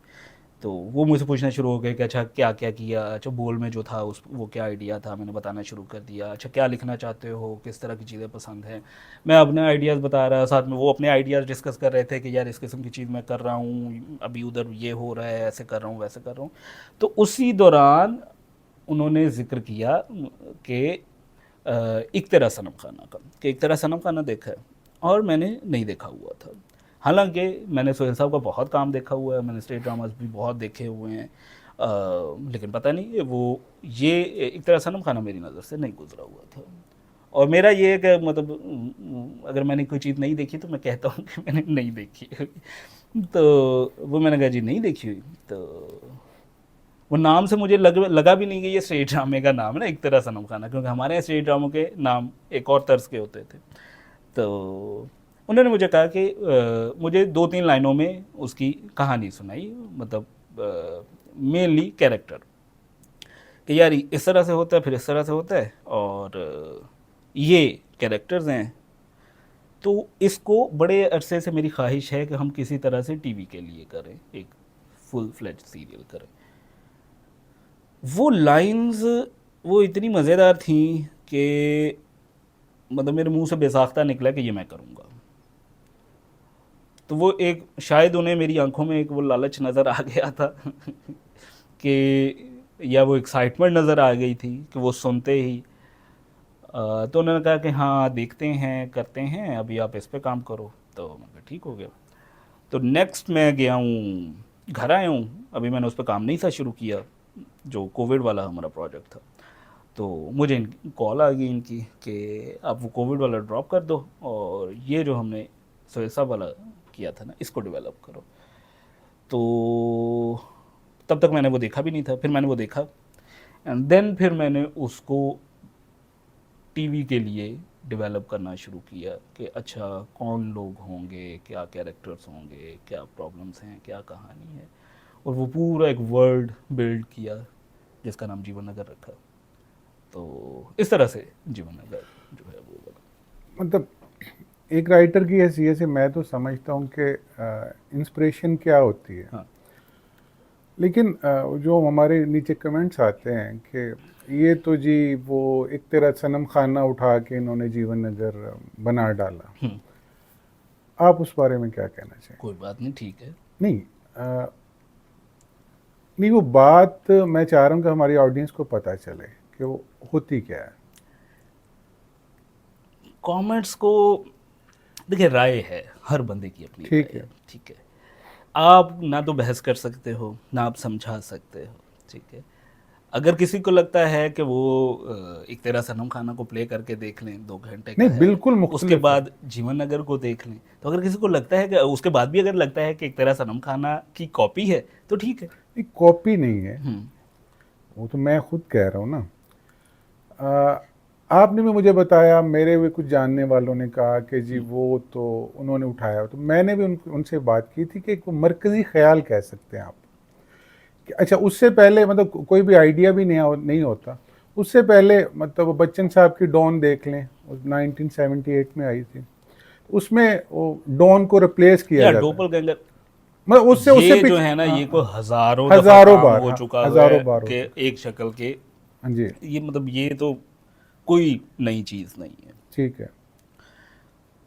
ये तो मतलब हॉलीवुड में पता नहीं कब से चल रही है, मतलब हज़ारों मिसालें गिनवाई जा सकती हैं। बॉलीवुड में, हमारे यहाँ भी हुआ है, तो ये अगर इसको किसी से मिलाना है तो भी मिलाया जा सकता है। अगर हम इस तरह से जाएंगे तो हर चीज़ ही कहीं ना कहीं से मिल जाएगी, ठीक है। ठीक है। बाकी एक तरह सनम खाना से इंस्पायर्ड है, वो तो है ना, वो तो बेस ही उसकी वो है, इसमें तो कोई शक नहीं। बल्कि मैंने काशिफ भाई से पूछा था कि ये रोल कौन करेगा, तो उन्होंने कहा सोहेल साहब के अलावा कोई कर ही नहीं सकता था। तो मैंने सोहेल साहब कर रहे हैं तो बस फिर इससे अच्छी और क्या बात हो सकती है। सुहेल साहब का जिक्र चल पड़ा है, तो सुहेल साहब के बारे में क्या कहना चाहेंगे? यार सोहेल साहब बहुत बड़े आदमी हैं, वो जितने बड़े आर्टिस्ट हैं वो उससे कहीं बड़े आदमी हैं, इंसान बहुत अच्छे हैं। तो और पता क्या, बड़ा इंसान जो है ना, वो है ना जो हम जैसे छोटे को भी ना बड़ा फील करवाए। अब बनो आपा भी ये बात कहा करती बड़ा थी। ज़रूरी है, मतलब आपको पहचान ही वहाँ से हो जाती है कि अच्छा यार ये बंदा जो है ना वो बड़ा है, और वो खुद इतना बड़ा हो के वो मानने को तैयार नहीं है कि अच्छा मैं बड़ा हूँ, ठीक है। वो आपके लेवल पे आ रहा है, ठीक है, ताकि आप कंफर्टेबल फील करें। तो ये उनकी क्वालिटी है, बहुत बड़ी क्वालिटी है। और वो एक चीज़ है जो मतलब उनका जिक्र हुआ है तो एक वाक़या जो शायद हमेशा मेरे साथ रहेगा। हम्म। जीवन नगर की शूट चल रहा था, तो मैं सेट पे गया पहली दफ़ा। अब ये मेरी सोहेल साहब से मुलाकात होनी थी, और सेट पे गया। काशू भाई मुझे बाहर मिले, आउटडोर शूट था, इसके जो बबर शाह के डेरा है वो वाला। और उसमें बहुत सारी, उस दिन ये जो आखिरी के सीक्वेंस है ना, जी तो जी। बहुत सारी कास्ट आई हुई थी, और उस एक हुजूम था, तो आउटडोर का सारा शूट था। तो मैं अंदर गया हूँ, तो मुझे काशिफ भाई मिले हैं। काशिफ भाई ने मुझे कहा कि आज मैं तुम्हें मिलवाता हूँ सबसे, और वो मुझे लेकर अंदर जा रहे हैं। और अंदर जा रहे हैं तो दरवाजे के ऊपर ही हम दरवाजे में दाखिल होने लगे हैं, दरवाज़ा खुला है तो अपना सोहेल साहब आए हैं, और सोहेल साहब हैं लाली गुरु के गेटअप में। अच्छा। और वो पूरा उसी तरह से लहराते हुए लाली गुरु के गेटअप में वो हमें दरवाजे पे मिले। और काशी भाई ने कहा कि सोहेल साहब, वो पंजाबी में बोलते हैं वो, तो सोहेल साहब ने अवैस अहमद साढ़े राइटर जीवन नगर दे। तो वो सोहेल साहब उसी कैरेक्टर के अंदर ही रहते हुए ना, सोहेल साहब ने यूं ऊपर से लेके ना मुझे वो पूरी अदा के साथ मुझे ऊपर से लेके नीचे तक अवैस है। तो मैं एकदम हैरान, तो है ना, इनू कहो इथों चला जाए। वो ना पूरे उसी के अंदर, वो लाली गुरु के उसी के अंदर रहते हुए, तो मैं एकदम से हैरान हुए हैं। और मैंने काशू भाई की तरफ देखा, तो मैं कहा की होया जी, ये क्यों आया है, इनू कहो इथों चला जाए। तो और एक साथ ही लाफ्टर लेते हुए उन्होंने कहा ए इतना अच्छा क्यों लिखता है। और उसके बाद उन्होंने मुझे गले से लगाया, और उन्होंने मेरा माथा चूमा। हम्म। तो मतलब वो कैफियत है जो शायद सारी उम्र मेरे साथ रहेगी। ये इतने बड़े बंदे की इतना बड़ा, और थ्रू आउट अभी तक, मतलब इसके बाद भी, लाइक लिटरली मेरी जितनी उम्र है उससे ज़्यादा सोहेल साहब का एक्सपीरियंस है, तजर्बा उनका मुझसे ज़्यादा है। मैं अभी पैदा नहीं हुआ था उससे पहले के सोहेल साहब प्रोफेशनली काम कर रहे हैं, और क्या काम कर रहे हैं। लेकिन मैं, अगर सोहेल साहब पहले बैठे हैं ऑफिस में और मैं अगर एंटर हुआ हूँ, तो वो खड़े हो जाते थे। वाह। मतलब वो शर्मिंदगी आपको होना शुरू हो जाती है कि यार से साहब मतलब खुदा आता ना आएगा, ठीक है। तो इतनी रिस्पेक्ट जो आपको दे रहा हो उसके बारे में आप क्या कहोगे यार, वो कमाल आदमी, कमाल है, अल्लाह उनको सेहत दे, तंदुरुस्ती दे, और वो इतना ही अच्छा काम आमीन, करते रहें आमीन, और बहुत करें। आमीन। तो उनके बारे में सिर्फ अच्छा ही कहा जा सकता है। अच्छा, सुहेल साहब का तो पहले दिन से तय था, जी। तो मुन्नी के किरदार के लिए। यार मुन्नी सबसे आखिर पे आई है जी। अपना, बाकी सारी हमारी कास्टिंग हो गई थी, हम फंसे हुए थे मुन्नी के ऊपर कि यार ये कौन करेगी, क्योंकि वो एक तो लोड बहुत था उस कैरेक्टर के ऊपर, और फिर ये था कि उस एज में हमें एज भी ये ख़ास चाहिए, और फिर सुहेल साहब के साथ जिसको खड़ा भी कर सकें। तो वो बहुत फंसे रहे, बहुत फंसे रहे, बहुत सारी ऑप्शंस इसमें आई हैं। और कुछ हम ये भी था कि अच्छा जी लाहौर से अगर हो जाए तो बेहतर है। तो बहुत सारा उसके बाद फाइनली जो है वो राबिया भट्ट पे हुआ। तो ये वाला कैरेक्टर जो है मुन्नी वाला, ये सबसे आखिर पे लॉक सबसे हुआ। आखिर। हाँ, इसकी कास्टिंग में ये सबसे एंड पे हुई है, बाकी सब हो गया। काशिफ साहब ने कभी कास्टिंग के हवाले से आपसे मशवरा लिया? हाँ, अक्सर पूछते, अक्सर पूछते पूछ हैं। लेते, अक्सर पूछ लेते हैं कि यार उनका वो है कि ये कौन नज़र आता है, तो वो सजेशंस हम दे देते हैं अपनी समझ के मुताबिक, वो जितनी समझ है। काशिफ निसार साहब को आपने कैसा पाया? यार काशिफ निसार बहुत मज़ेदार आदमी है, ये बहुत ही अच्छे इंसान है, बहुत अच्छे इंसान है। मतलब मैं जिस तरह से फसी भाई की मैं कह रहा हूँ ना कि मतलब फसी भाई मोहसिन है मेरे, उसी तरह से काशिफ भाई मोहसिन है। बहुत कुछ सीखने को मिला, इंसान बहुत अच्छे हैं, और उनकी सबसे अच्छी बात जो है ना, वो आपको फील होता है, आपको ना अच्छे बंदे की एक एनर्जी, एक वाइब्स फील होती हैं, उनमें है ये चीज़।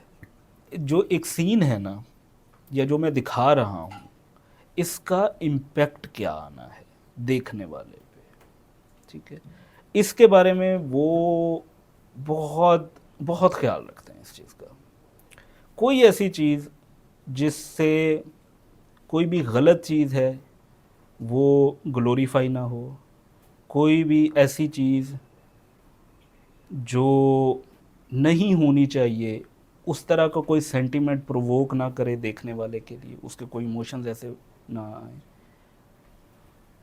किसी भी तरह की ऑब्जेक्टिफिकेशन ना हो, इन सारी चीज़ों का बहुत ख्याल रखता है वो बंदा, जिससे आपको लगता है कि यार इसकी नीयत बहुत अच्छी है, ये जेन्युइनली कुछ अच्छा करना चाहता है, अपने काम के ज़रिए कुछ बेहतरी लाना चाहता है समाज के अंदर। ये बहुत बड़ी बात है, ये बहुत ही बड़ी बात है। वो वाकई मतलब मेरे लिए बड़ी हैरान कर देने वाली बात थी कि काम तो हर बंदा करना चाहता है, लेकिन यार कोई है जिसके लिए सबसे इम्पोर्टेंट ये बात है कि इस काम के ज़रिए बेहतरी क्या आएगी, मैं जो कर रहा हूँ, मैं जो दिखा रहा हूँ, देखने वाले का इस पर इम्पैक्ट क्या आ रहा है। मतलब मिसाल के तौर पे अभी जीवन नगर में एडिट पे बैठे हुए, एडिट करवा रहे काशिफ भाई, मैं भी था साथ में, और सीन वो वाला था जहाँ पे बब्बर शाह को मारता है राजा पलस्तर आके हॉस्पिटल के अंदर, ठीक है, वो वाला सीन एडिट हो रहा है, और एडिटर ने एडिट करके रखा हुआ है, और वो प्रीव्यू कर रहे हैं, मैं भी साथ में बैठा हुआ। अब वो वाला सीन है जहाँ पे वो उसको गोलियां शोलियाँ मारने के बाद उसके ऊपर तकिया रखता है, और फिर तकिया रख के उसको मारता है। अब ये सीन है जो शायद मेरे ख्याल में पूरे ड्रामे में सबसे इम्पोर्टेंट सीन है, ठीक है, तो बब्बर शाह मर गया और मार दिया उसने राजा पलस्तर ने, और वो एडिटर ने लगाया हुआ है पीछे म्यूज़िक वगैरह लगा के, और सुहेल साहब ने क्या एक्टिंग की है, मतलब वो तड़प रहे हैं, और राजा पलस्तर के वो पूरे एक्सप्रेशंस हैं, और पीछे म्यूज़िक चल रहा है, मतलब वो आपके रोंगटे खड़े होने शुरू हो जाते हैं, मतलब इस किस्म का सीन है। और वो बाकायदा उसके मुंह के ऊपर रखना, और वो कैमरा रहा है वहाँ पे, मतलब ये सारा कुछ शूट किया हुआ है। और उसके बाद वो जब देखा है ना, तो अब यहाँ पे पता चलता है कि अच्छा यार इस बंदे को इम्पैक्ट का भी कितना ख्याल है, कि अच्छा यार ये बच्चों ने भी देखना है, वायलेंस भी नहीं जाना चाहिए, ठीक है? वहाँ से वो उसका मतलब सारा इम्पैक्ट जो है वो आधे से भी आधा करती है। अच्छा। हाँ, म्यूजिक भी। और शायद शायद मेरे ख्याल में उसमें सिर्फ राजा प्लस्तर के जो फाइनल है चला है, उसमें शायद सिर्फ राजा प्लस्तर के एक्सप्रेशंस हैं। शायद उसका वो तकिया भी मुंह का उस पर रखा हुआ है, कोई शॉट भी शायद नहीं वो है, चंद सेकंड का है। चंद सेकंड का है मतलब, लेकिन वो अच्छा खासा लंबा था, जिसमें वो उसका पूरा बबर शाह के वो तड़पने का वो पूरा का पूरा सोहेल साहब ने क्या कमाल वो किया। तो वो सारा का सारा मेरे ख्याल में निकल गया, और शायद म्यूजिक भी उसके पीछे से वो निकल गया। तो वो वायलेंस जो है वो स्क्रीन पे नहीं जाने दी यार, ये बच्चे भी देखेंगे। मतलब मैंने पूछा था कि यार फैमिली ने देखना है, बच्चियां ने भी देखना है, वो माइनस हुआ। अगर इतना किसी को ख्याल है तो बड़ा काम है। अदरवाइज आप अगर आप सिर्फ देखें तो आप अटेंशन ग्रैब करने के लिए ये वो सीन है, अगर इसको 5 मिनट भी आप खींच दोगे ना, ऑडियंस ऑडियंस नहीं जाएगी कहीं। ऑडियंस नहीं कहीं पे जाने वाली। ठीक है। इसको आप जितना मर्जी खींच लोगे, ये वो इतना इंपॉर्टेंट सीन है जहाँ पे सब अपनी सीटों के एज पे आके बैठे हुए हैं। ठीक है, अगर आप रेटिंग पकड़ना चाहो, आप इमोशन पकड़ना चाहो, आप ऑडियंस को मैनिपुलेट करना चाहो, ये सारा कुछ कर सकते हो। लेकिन एक बंदा ये सब कुछ निकाल रहा है, और ये सब कुछ जानते हुए भी वो अच्छा इंसान है। डायरेक्टर तो वो है ही है, अच्छा इंसान भी बहुत अच्छा। साकिब समीर के बारे में क्या यार साकिब समीर बहुत मज़ेदार। ये चाय है जी? चाय का बहुत अच्छा मैंने लगता है। मैंने पी ली है। आपने पी ली? आपने कब पी है? भाई मैं तो गर्म पीता हूँ, आप ठंडी पीते हैं। अच्छा ठीक है। अच्छा क्या पूछा आपने? साकिब समीर के यार बारे साकिब समीर वो बंदा जो है ना, वो सीन चुरा लेता है। अब 20 लोगों के दरमियान में उसको खड़ा कर दो, साकिब भाई जो हैं वो कुछ ऐसी हरकत करेंगे जो कि स्क्रिप्ट में भी नहीं होगी, जो बस उसी वक्त उनकी वो होगी, इम्प्रोवाइज करेंगे, और वो बाकी सब मतलब वो आप मजबूर कर देंगे कि कैमरा उन पे जाए और वो सीन को चुरा लेंगे। साकिब भाई बहुत अच्छे एक्टर हैं,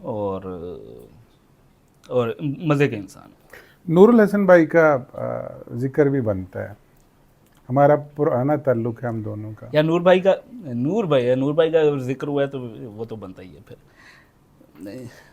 एक्टर तो वो हैं ही हैं अच्छे। पीछे चलते हैं। जी।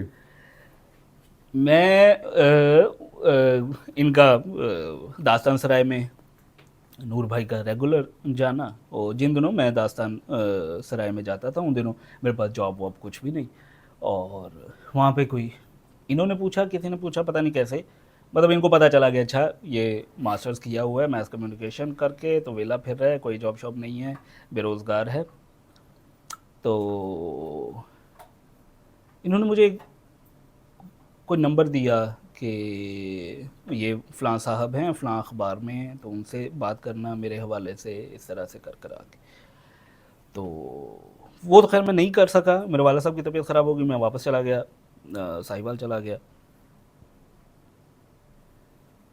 काफ़ी दिनों बाद मुझे अचानक से कॉल आती है, मैं उस वक्त साहिवाल में था। हीरो कहते हैं मुझे। हाँ भी हीरो क्या बनाते रहा हैं जी? तो मैं कहा मैं वो लिख रहा हूँ, लगे हो यहाँ लेते कर? मैं कह जी लगा हूँ यार। अच्छा तो होर हालात किदा, इस तरह वैसा ना सारा कुछ पूछा के, और उसके बाद टेंशन नहीं लेनी, ये वो सारा कुछ, और एक हिम्मत देखे। तो यार इस तरह के लोग जो है ना वो मुझे मतलब मैं उनका देना कभी दे ही नहीं सकता। मुझे वो लगता है कि यार इनका मेरी ज़िंदगी पे बहुत बड़ा एहसान है, जिनका मेरे से कोई, जिनको मैं इन रिटर्न कुछ नहीं दे सकता, जिनको मेरे से कोई किसी किस्म की वो नहीं है, कोई लालच तमा कुछ नहीं है, और उसके बावजूद ये लोग वो लोग हैं जो जिन्होंने किसी मोमेंट पे मुझे सहारा दिया हुआ है। वो एक बड़ा आदमी है, वो मेरे बारे में, मेरी उसके साथ 2-4 मीटिंग्स हैं, अगर बात हुई है तो मैं एक बिल्कुल ही, आपको हज़ारों लोग ऐसे मिलते हैं यार, जिस एज में मैं था और जिस तरह से बेरोज़गार है और जिस तरह से आप बड़ों के पास जा रहे होते हो, तो हज़ारों मेरे जैसे होंगे। लेकिन उस बंदे का याद रखना, मेरा नंबर रखना, मुझे कॉल करना, पूछना, बहुत बड़ी बात है। जीवन नगर के सेट पे जब पहली बार हाँ, आपकी नूर भाई से मुलाकात हुई? याद करवाया था मैंने उन्हें। तो मैं बहुत खुश हुए, बहुत खुश हुए। तो मतलब वो हैं जिन्होंने मेरी जर्नी देखी है वहाँ से, तो बहुत खुश हुए, बहुत खुश हुए। जीवन नगर से आते हैं स्टैंड अप गर्ल की तरफ, हम्म। इसके बारे में कुछ बताइए। यार स्टैंड अप कर गया जीवन नगर के बाद मैं एक और प्रोजेक्ट कर रहा था, उस पर काम जारी था। तो वही जो सुहेल साहब कर रहे थे? नहीं, उसके बारे में हम कुछ नहीं बता सकते अच्छा। कौन कर रहा था। तो वो स्क्रिप्ट एक और था। जीवन नगर के बाद हम एक और प्रोजेक्ट पे काम कर रहे थे, और मेरी सुस्ती है, मैं एक बहुत ही सुस्त आदमी हूँ, राइटर भी सुस्त हूँ। तो कोई महीना डेढ़ हो चुका था, मैंने एपिसोड नहीं भेजा था उसका। हम्म। तो मुझे काशिफ भाई की कॉल आई, तो कहते कि आधे घंटे में पहुँच। हाँ यार, ये अब ना जलालत होने वाली है, ये अब मैंने महीना डेढ़ हो गया और मैं रास्ते में ना सोचता जा रहा हूँ कि मैं कि ये बहाना बनाऊंगा, ये कहूँगा इस वजह से नहीं भेजा, इस वजह ये हो गया, वो हो गया, फलाना ढमक। और मैं गया हूँ तो उन्होंने कोई बात ही नहीं की। उन्होंने कहा यार, मेरे ख्याल में नवंबर या दिसंबर था, तो कहते न्यू ईयर पे आ रहा है, ग्रीन आ रहा है, और आगे मार्च में मेरा ख्याल में रमज़ान था। हम्म। तो ये पिछला रमज़ान, इस रमज़ान से पिछले पिछले रमज़ान जी। तो रमज़ान में उन चल रहे हैं, ग्रीन के पास रमज़ान का कोई प्रोजेक्ट नहीं है, तो रमज़ान का ड्रामा बनाना है हमने, तो लिखो। मैंने कहा कोई स्टोरी है? नहीं है। यार ये मतलब सोचा कैसे आपने? मैंने पिछले ड्रामे का आपको 1.5 महीने से एपिसोड नहीं दिया हुआ, और ये 34 एपिसोड लगातार हैं जो पूरे रमज़ान में चलने हैं, और आपके पास टाइम भी कोई नहीं है। ये 3 महीने के बाद आपका ऑन एयर जाना है, तो लिखना कब है, शूट कब होना है, मतलब बस। तो वो बस वो सर पे आके गिरी एकदम से। तो उसके बाद फिर अदील अफजल आ गए, और वो बस पता नहीं किस तरह से वो लिखा गया हमसे। वो बस दिन रात लगा के, खुद भी नहीं समझ आई, लेकिन वो लिखा गया। अच्छा, क्या हम आपको सलीम जावेद कह सकते हैं, अदील अफजल और यार आप अवैस कुछ भी अहमद? कह सकते हैं, जो मर्जी कहें, आपकी अच्छा, मर्जी है। कुछ शेयर करना चाहेंगे कि मतलब किस तरह तरीकाकार था लिखने का आपका अच्छा। अदील के साथ? हाँ क्योंकि आप सोलो तो लिख चुके थे जीवन हाँ नगर, हाँ और आप ये टाइम कम होने की वजह से अदील आए, हाँ। या इसकी कोई और वजह? इनिशियली तो इसी वजह से आए कि हमारे पास टाइम बहुत कम है, और ये एक राइटर के बस की बात नहीं है इतनी जल्दी डिलीवर करना।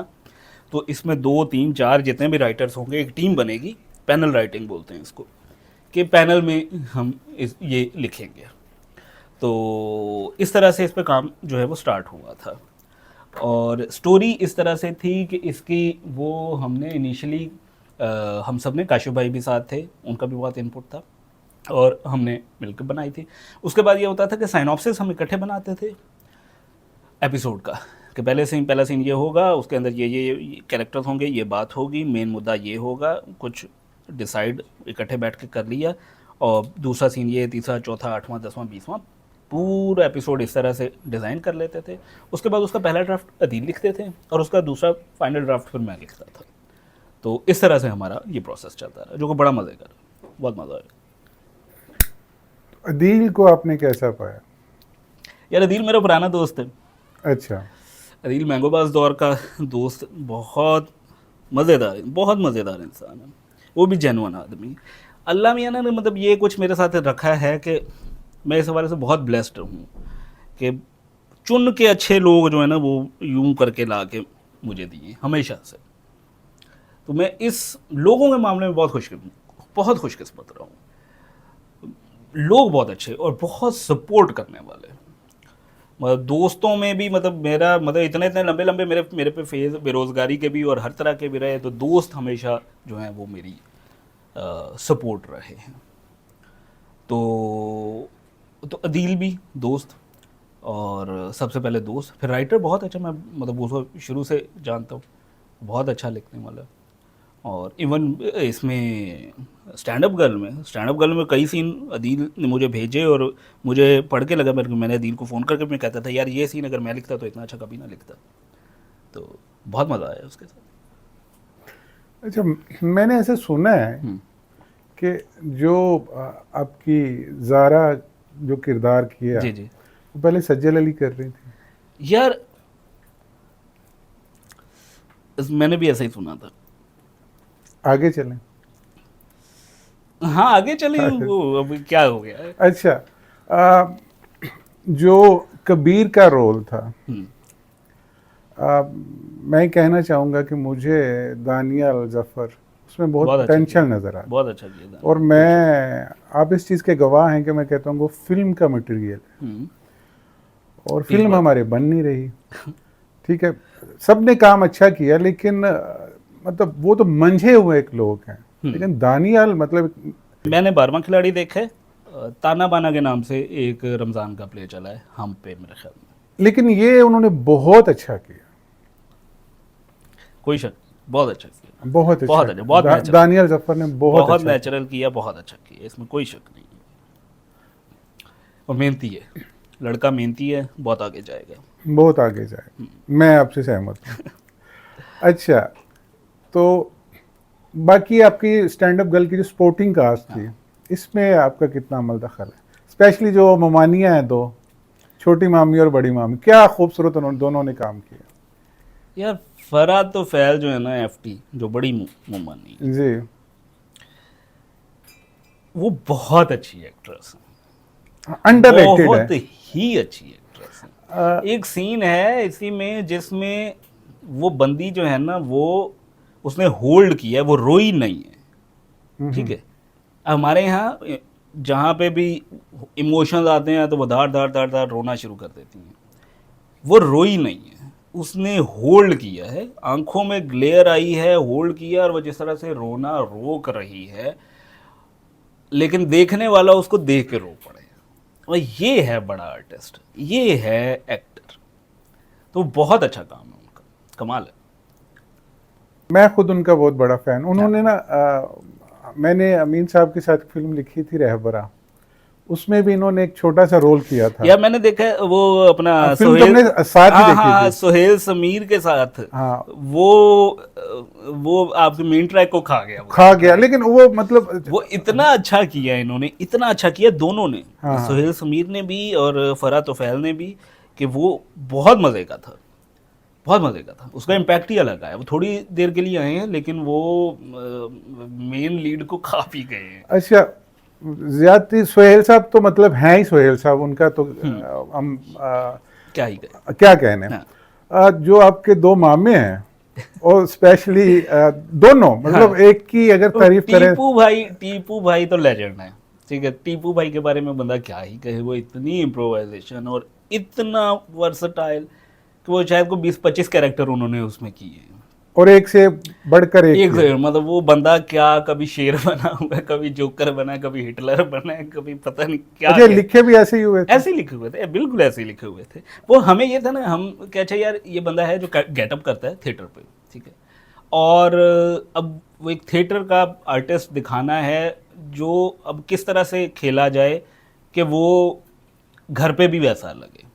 ठीक है, अदरवाइज तो थिएटर का आर्टिस्ट है, वो जाएगा थिएटर पे कुछ भी बनेगा आ जाएगा, तो वो हमने रखा था उसका कमरा ही पूरा का पूरा वो है, वो यहीं से तैयार होकर जाता है और वैसे ही आ जाता है, और फिर वहाँ की चीज़ें भी चुरा के ले आता है, प्रॉप्स भी उधर से उठा के ले आता है।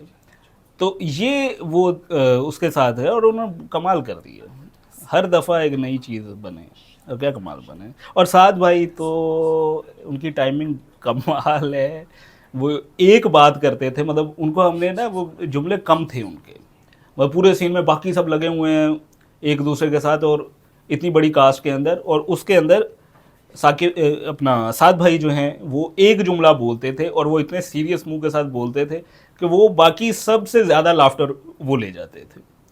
तो सात भाई ने बहुत कमाल का काम किया, दोनों मामियों ने भी, और पसंद भी बहुत किया गया। अच्छा, वैसे अब ये बताइए कि ख्वाजा सरों पे इससे पहले काम हुआ है पाकिस्तान में भी और बॉलीवुड में भी।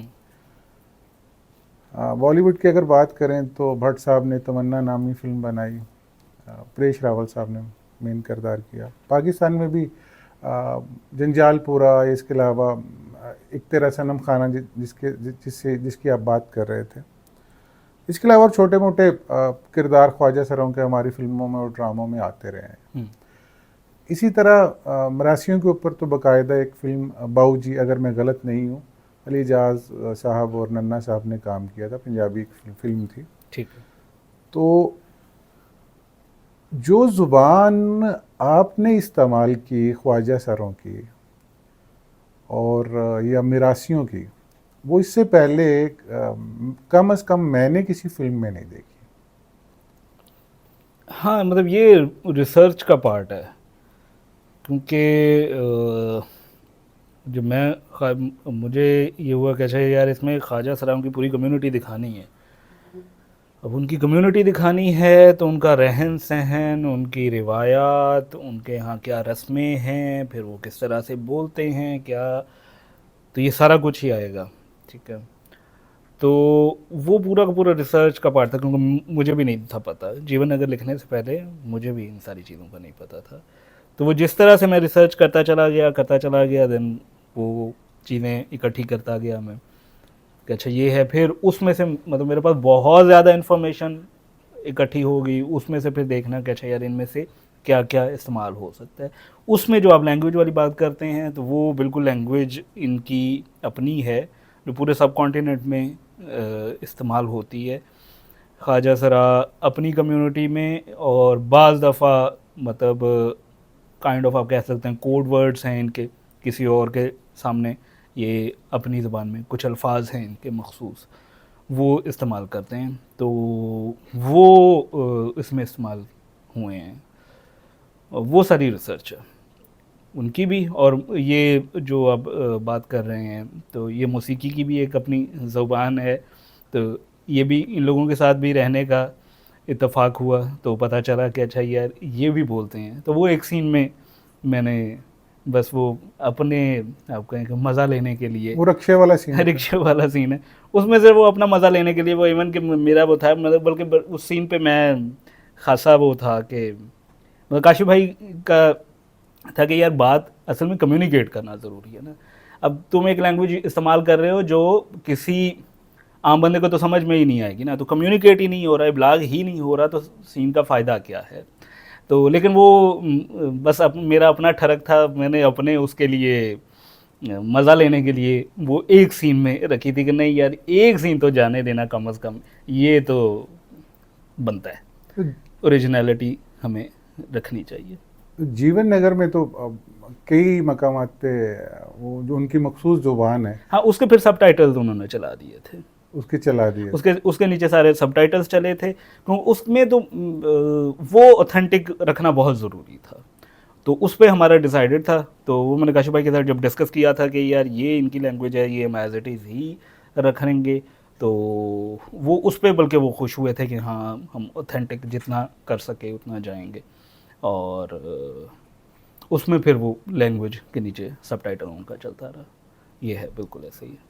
अच्छा, जो लोगों ने सराहा, जो तारीफ़ की, उसमें से एक कोई पुलिस के साहब थे, उन्होंने भी आपके ड्रामे के हाँ, ऊपर रिव्यू किया था। हाँ, और मुझे नाम तो उनका याद नहीं है, ना मुझे भी नहीं याद। लेकिन वो बड़ा मज़ेदार किया था उन्होंने।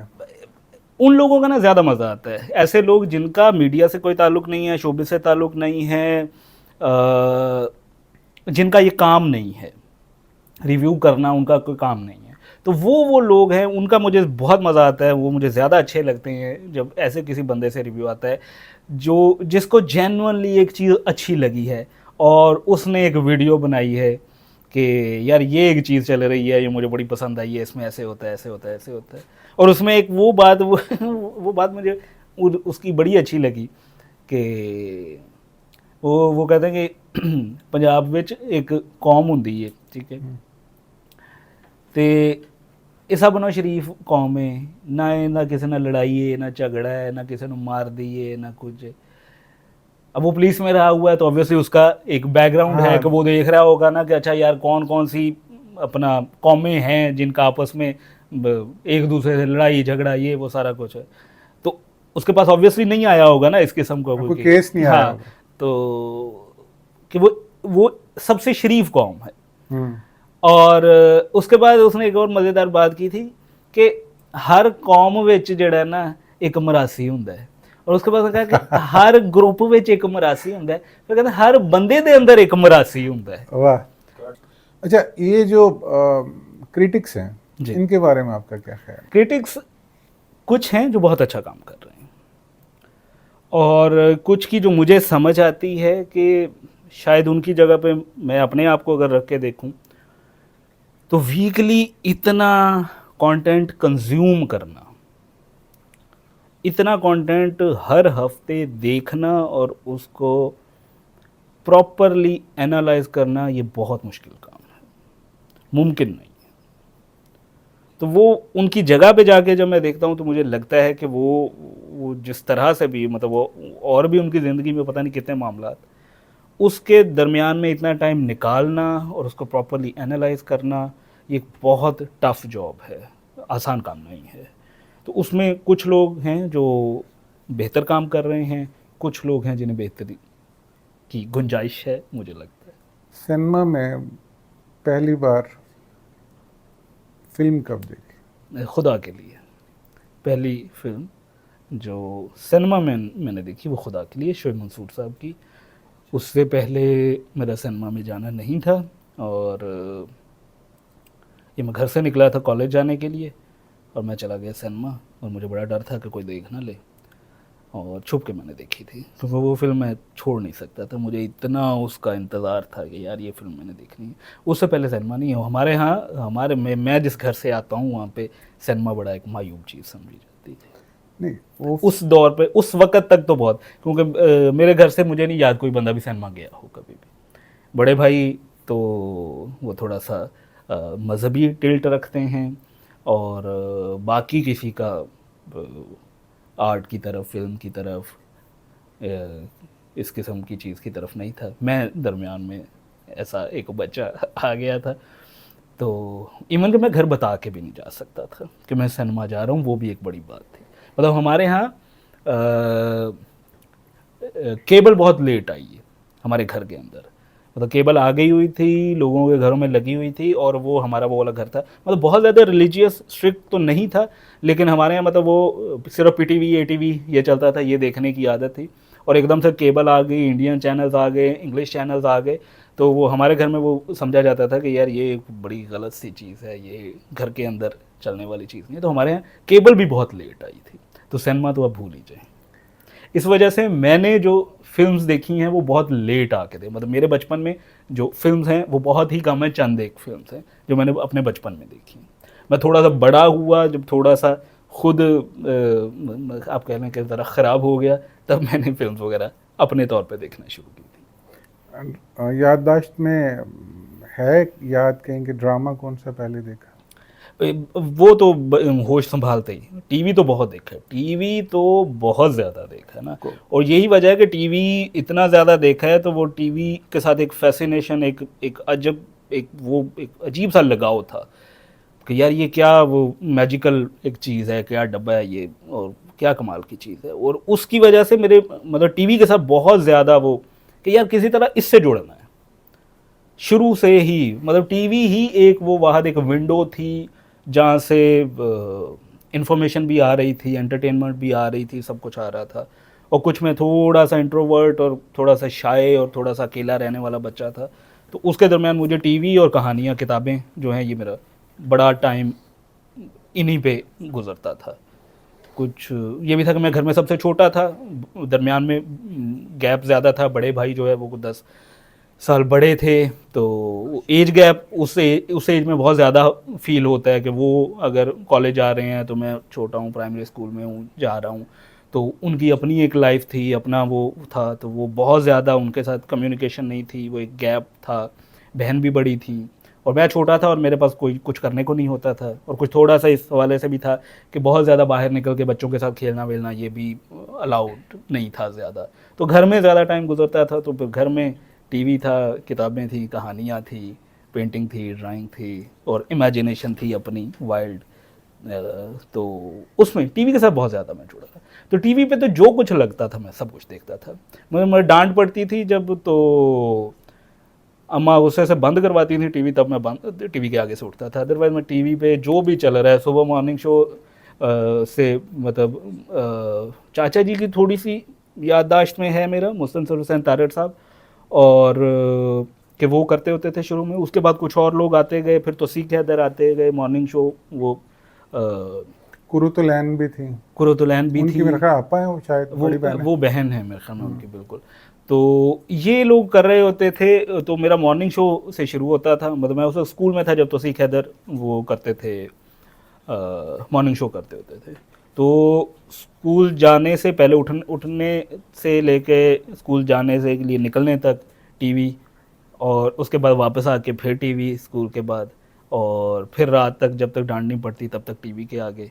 तो उसके अंदर दौरान जो भी चल रहा है मैं सब कुछ, मतलब इवन कि मैं अगर कोई मैच लगा हुआ है तो मैच के दरमियान जो आते हैं तबसरा कर रहे हैं, मैं वो भी पूरा सुनता था। तो उस वजह से मुझे क्रिकेट में भी बड़ा इंटरेस्ट आ गया है, वो टेक्निकल बहुत सारी चीज़ों का पता चल गया। तो बहुत सारी चीज़ें, मतलब जो है ना वो टीवी, एक पीटीवी, और उसके बाद एटीवी आ गया था, ये मेरे बचपन में।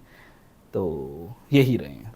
अच्छा नाजरीन, मैं आपको बताता चलूँ कि अवैस साहब कैलीग्राफी भी बहुत अच्छी करते हैं, बाकी इनसे इस बारे में भी जानते हैं। जी, कैलीग्राफी तो आपने बचपन से हाँ, सीखना शुरू वो कर दी। इसमें ये था कि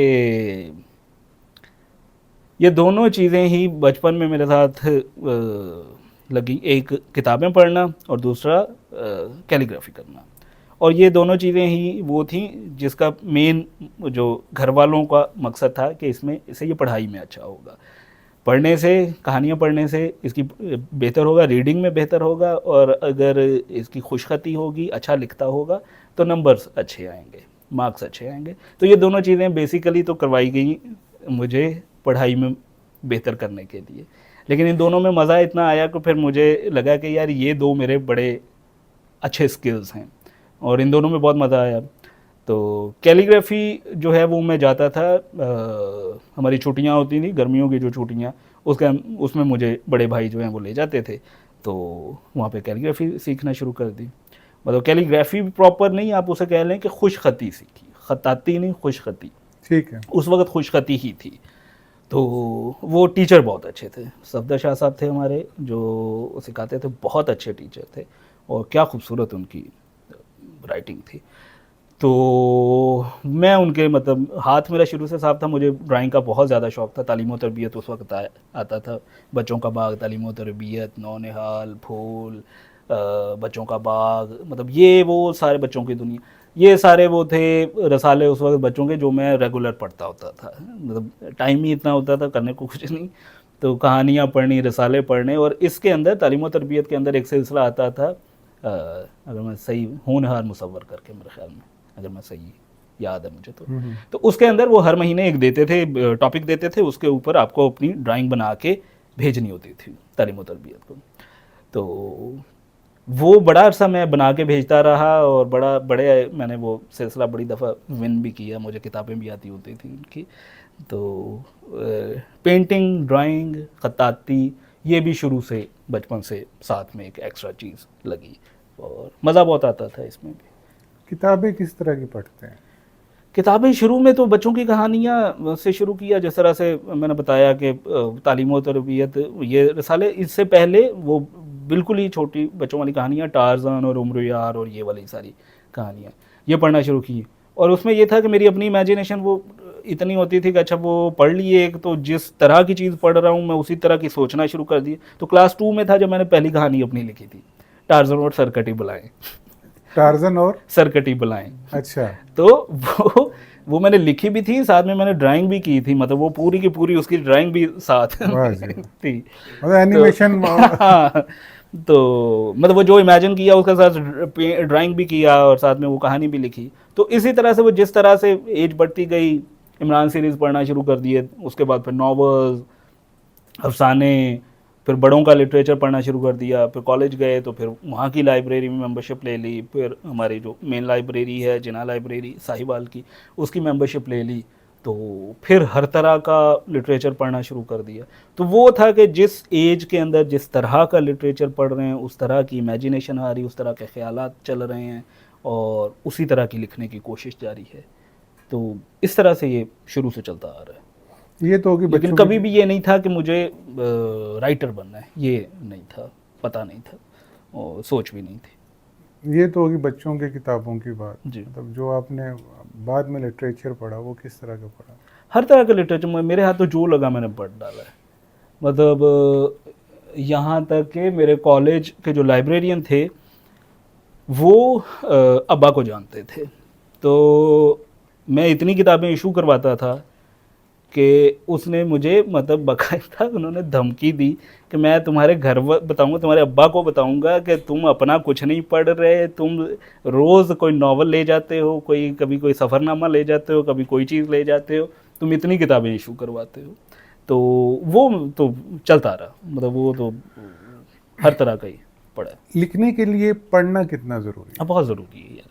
तो आपके पास इवन अगर आपके पास इमेजिनेशन है तो उसको आप कैसे कन्वर्ट कैसे करोगे, पेपर पे कैसे लेकर आओगे जब लफ्ज़ ही नहीं होंगे।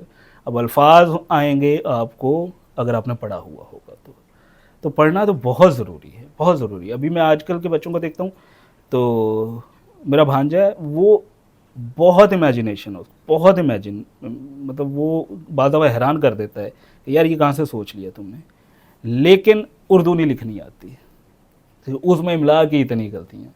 तो मेजर जो प्रॉब्लम है ये है कि हमारा वो कन्वर्ट होता जा रहा है कि हम जितनी भी इंफॉर्मेशन ले रही हैं, जितनी भी एंटरटेनमेंट ले रहे हैं, जितनी भी कहानियाँ, वो विजुअल से आना शुरू हो गई हैं।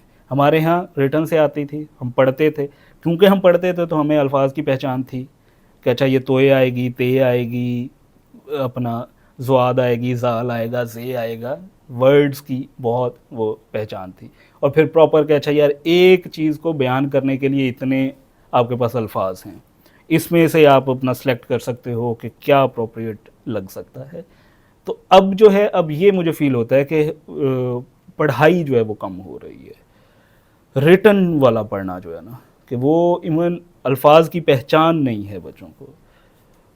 इवन अब तो मतलब जो हमारे न्यूज़ चैनल्स हैं उस पे टिकर्स में मतलब इमला की गलतियां आ रही होती हैं, और जो यूट्यूबर्स लगा रहे होते हैं वो तो कमाल ही करते हैं ना, वो इतनी इतनी मज़ेदार उनकी गलतियां होती हैं कि बंदा हैरान ही होता है कि यार ये कौन लोग हैं।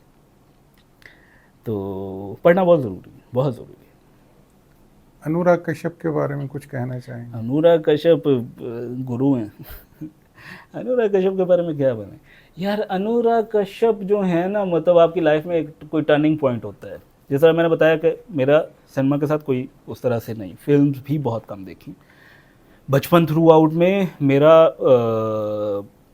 टीवी के साथ तो बहुत ताल्लुक़ रहा, फिल्मों के साथ बहुत कम रहा, और बॉलीवुड तो बिल्कुल भी नहीं। हमारे घर में अगर कोई फिल्म आती भी तो भाई, बड़े भाई लाते थे, और वो एक्शन फिल्में होती थी इंग्लिश, वो अपना ब्रूस ली की और साफ वैन सुथरी डैम एक्शन की, फिल्म। साफ सुथरी, बिल्कुल साफ सुथरी। हमारे यहाँ अगर कोई गलती से बॉलीवुड की कोई फिल्म आ गई है तो उसका गाना आगे निकाला, वो गाना आगे काट दे उन्होंने, ठीक है, आगे करो, फॉरवर्ड करो, ठीक है। हमारे यहाँ ये मतलब होता था।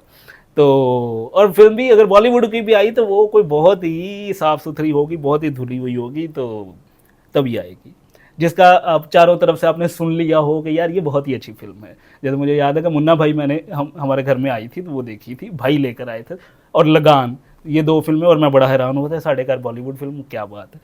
तो ये दोनों मतलब इंतहाई साफ फिल्में थी, और इन दोनों में भी मेरे ख्याल में गाने मैंने उस वक्त नहीं देखे थे क्योंकि वो निकाल नहीं, वो दिए। एक गाना है देख ले। वो देख ले तो मैंने देखा ही नहीं ना। अच्छा। वो तो मुझे पता ही नहीं है कि अच्छा। उसके अंदर कोई ऐसा गाना भी है। अच्छा, हाँ, वो गाने निकाल के तो साफ सुथरी वो फिल्म साफ सुथरी, बिल्कुल वो देख है। देख ले गाना भी एक ही है, बाकी तो गाने ठीक है। हाँ हाँ, देख ले भी मैंने बाद में देखा था, लेकिन अच्छा। उस वक्त कोई नहीं देखा था। अच्छा। तो इस किस्म का था। और उसके बाद थोड़े से जब बड़े हुए तो वो जो मशहूर मशहूर फिल्में वही देखी, शाहरुख खान की, और जो भी उस वक्त सलमान खान और शाहरुख खान और इनकी जो मशहूर फिल्में होती थी जो सारी दुनिया ने देख ली कि अच्छा यार बहुत कोई, तो वही देखी। तो सिनेमा के साथ इतना ही वो था, ताल्लुक था। जो मेन स्ट्रीम कमर्शियल फिल्में जो होती थी, उसके बाद जब थोड़े से खुद बड़े हुए, खुद इतनी वो हिम्मत आ गई कि खुद से जाना और खुद से फिल्म कोई उस पे किराए पे लेकर आना, ठीक है, तो वो एक कल्चर था हमारा। वो है था आपके दौर में, वो 10 रुपए में एक फिल्म और मतलब अगर वीसीआर है तो 10 रुपए में एक फिल्म मिलती है? यार वीसीआर हमारा अपना था। अच्छा, वीसीआर वीसीआर अपने घर में था हालांकि, अच्छा। फिर भी नहीं फिल्में देखी। अच्छा, फिल्में नहीं देखते? नहीं, वो वीसीआर इस वजह से था क्योंकि हमारे यहाँ महफिल नात होती थी अच्छा, सालाना, अब्बा जी करवाते होते थे बड़ी एक शब के साथ, तो वो महफिल नात की प्रॉपर वीडियो बनती थी। अच्छा अच्छा, और वो उनकी केस्टें थी? हाँ, वो वीडियो वो देखने के लिए वीसीआर आया था हमारे घर में। ठीक है। और वो हमें बड़ी खुशी हुई थी कि अच्छा यार वीसीआर अपना आ गया। मतलब वो तो था ही नहीं ना कि अच्छा कभी हमारे पास ये भी आएगा कि अच्छा हम वीसीआर पूरा का पूरा उठा के घर लाएंगे, तो इतनी तो इजाज़त थी नहीं। तो वो वीसीआर जब आ गया तो फिर वो लगा कि अच्छा यार अब इसमें और भी बहुत कुछ देख लेंगे। तो वो कभी कभार अब्बा जी का मूड होता था तो वो कहते थे कि अपना सुल्तान रही फिल्म ले आओ, ठीक है। तो वो उनको सुल्तान रही पसंद था। अच्छा। तो वो कभी कभार हमारे यहाँ सुल्तान रही की फिल्म अब्बा जी की फरमाइश पे उनका जब मूड होता था तो वो लगती, वो मैं ही लेकर आता था। तो फिल्म सिर्फ यही देखी जाती है। राही साहब की आपने कौन सी फिल्म देखी? यार राही साहब की अब्बा जी ने जो भी आपने कौन सी देखी? अब्बा जी तो देखते थे। मैंने ये जो मशहूर हैं सारी देखी हुई हैं। मुनव्वर ज़रीफ की भी आती थी। अच्छा। मुनव्वर ज़रीफ की भी देखी हैं और जीरा ब्लेड, सीधा पिस्तौल, हाँ करवोटी दा, हाँ हाँ ये भी, और बनारसी ठग भी बनारसी ना। ठग। तो ये है जो मेरी मेमोरी में थोड़ी थोड़ी हैं, मतलब मुझे अभी बहुत याद नहीं है, लेकिन ये मौला जट मैंने 3-4 दफ़ा देखी हुई है उस वक़्त में। ठीक है। तो वैशी जट, मौला जट और इस तरह की बाकी जितनी भी, तो उनको ये पसंद थी। हीर रांझा भी, हाँ हीर रांझा भी देखी, 2-3 दफ़ा देखी हुई। तो ये वाली फिल्में थी जो घर में चलती थी।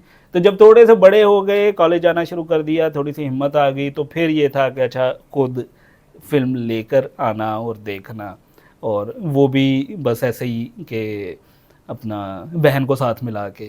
तो बहन के साथ मेरी बड़ी अच्छी दोस्ती, बड़ी अच्छी बॉन्डिंग थी, तो उसके साथ मेरा जो है ना वो एक चलता है, वो मेरी क्राइम पार्टनर थी, तो हम लोग जो हैं वो फिल्में देखा करते थे। मतलब आप 2 भाई और 1 बहन है? जी जी बिल्कुल, बड़े भाई हैं, फिर बहन, फिर मैं। फैज साहब से तो मिला हुआ हूँ। जी जी। और आपकी जो बहनोई है उनसे भी मैं मिला जी हूँ। जी। अच्छा, अनुराग कश्यप पे फिर वापस आते हैं। हाँ, उनसे आपकी अच्छा, कब शनाख्त हाँ हुई? ठीक हो गया बात अनुराग कश्यप से शुरू हुई थी। अच्छा, उसके बाद जो है वो खुद से कहानी वो फिल्में देखना शुरू कर दी। जो अब ये चलता है, मैं यूनिवर्सिटी तक आ गया हूँ, उस दौरान इम्तियाज़ अली भी आ गए हैं और राजू भी, राजकुमार हिरानी भी, अनुराग कश्यप काम कर रहे हैं, लेकिन मैंने उनका कोई काम नहीं देखा हुआ, और मशहूर चंद फिल्मों के अलावा मैंने कुछ नहीं देखा हुआ। दीपाकर बनर्जी आ गए, मतलब एक लॉट इनकी इकट्ठी है। दिग्मांशु मुझे धूलिया, कुछ नहीं पता इनका। दिग्मांशु हाँ हाँ धूलिया। हाँ, ये सारे आ गए हैं, लेकिन मुझे इनके बारे में अच्छा। कुछ नहीं पता कि ये कौन लोग हैं और क्या बनाते हैं। और मैं सिर्फ मेन स्ट्रीम कमर्शियल फिल्में देख रहा हूँ, और फिर मुझे पता चलता है कि यार ये भी सिनेमा है। अच्छा, ठीक है। और अनुराग और वो मतलब वो आइडियल दौर था, अच्छा दौर था, जब इंटरनेट आ चुका था, यूट्यूब आ चुके थे, और अनुराग कश्यप के इंटरव्यूज़ भी आ चुके हुए थे। वहाँ से वो काम देखा है अनुराग कश्यप का, इंटरव्यूज़ देखे हैं, तो बिल्कुल एक बदल गई सोच, ही बदल गई, ज़ाविये बदल गए। अनुराग कश्यप ने बताया कि यार फिल्म इस तरह से भी बनती है, किरदार ऐसे भी हो सकते हैं। वो देख के इतने अपने अपने फील हुए कि यार ये लोग तो मैं जानता हूँ, उनकी ज़बान इतनी आम है कि ये तो मैंने सुनी हुई है, किरदार इतने ज़मीन से जुड़े हुए हैं और इतने मज़ेदार हैं और इतने इंगेजिंग है कि वो एक अलग ही नशा था वो। उसके बाद मुझे किसी चीज़ में मज़ा ही नहीं आया। फिर मैं घुस गया। फिर उस दौर में तो मुझे लगता है कि इंटरनेट पे अगर कोई भी चीज़ अनुराग कश्यप की मौजूद थी तो वो मैं सारी खा पी चुका था। कश्यप साहब की पहली फिल्म आपने कौन सी देखी? Gangs of Wasseypur. अच्छा, पहली ये देखी? पहले ये देखी। मतलब उसके बाद ये तो उनका पीक पॉइंट है ना, सबसे अच्छा काम। मुझे क्या पता था? मुझे नहीं पता। अच्छा, आपको नहीं पता? मुझे नहीं पता था। मैंने नाम सुनना शुरू कर दिया था कि यार बहुत बड़ा डायरेक्टर, बहुत बड़ा डायरेक्टर। इससे पहले देव डी, ना देव डी मैंने बाद में देखी, स्मोकिंग, वो भी बाद में देखी, सारी चीजें बाद में देखी हैं। फिर तो मैंने ब्लैक कुछ छोड़ा नहीं ना। फ्राइडे। मैंने 5 से मैं शुरू हुआ, ब्लैक फ्राइडे, देव डी, नो स्मोकिंग, गुलाल, सब कुछ देख छोड़ा ना। गुलाल और ये गैंग ऑफ वासेपुर ये तो एक साल में आई थी। नहीं, देव डी और गुलाल एक साल आई थी। हो सकता है, लेकिन मेरा सीक्वेंस उल्टा है, बस यही दौर है। जब इस तरह की चीज़ें एकदम से, और फिर राजू का काम है, इम्तियाज़ अली का काम है, विशाल भारद्वाज, ओ ओह। हो। तो ये लोग हैं यार, इन्होंने फिर एकदम से चेंज कर दिया। और फिर इन लोगों को सुन के पता लगा कि अच्छा वर्ल्ड सिनेमा भी कोई चीज़ है, पैरेलल सिनेमा भी कोई चीज़ है। फिर इन लोगों से पता चला कि अच्छा यार इन लोगों को कौन सा काम जो है वो इस तरफ लेकर आया, फिर वो देखना चाहिए। फिर पता लगा सत्याजीत रे भी होते हैं फिर अच्छा। उधर। तो फिर बेसिकली ये लोग हैं जिन्होंने मुझे मेरा एक बिल्कुल अलग ज़ाविया कहानी कहने का, कहानी सोचने का, किरदार डेवलप करने का और कमेंट करने का, और एक जो आपका नैरेटिव है वो बनाने का, वो एक अलग से एक सिलसिला शुरू हुआ वहाँ से। वो फिर एक अलग जर्नी शुरू हुई उसके बाद। सही। गुलजार साहब के बारे में आखिर में हम कुछ कहना चाहेंगे? गुलजार साहब के बारे में यार क्या कहें, कुछ नहीं कहते। अब स्पीचलेस हो। अभी इवन ना अनुराग कश्यप का कनाडा में एक वो थी लेक्चर था, तो वहाँ पे एक दोस्त हैं हमारे वकार, तो वो अटेंड करने जा रहे थे। उन्होंने मुझे फ़ोन किया कि मैं जा रहा हूँ, तो कोई अगर सवाल है, कोई बात है, कुछ कहना है तो मैं अनुराग तक पहुँचा दूँ। यार समझ नहीं आती कि मैं क्या कहूँगा, ठीक है।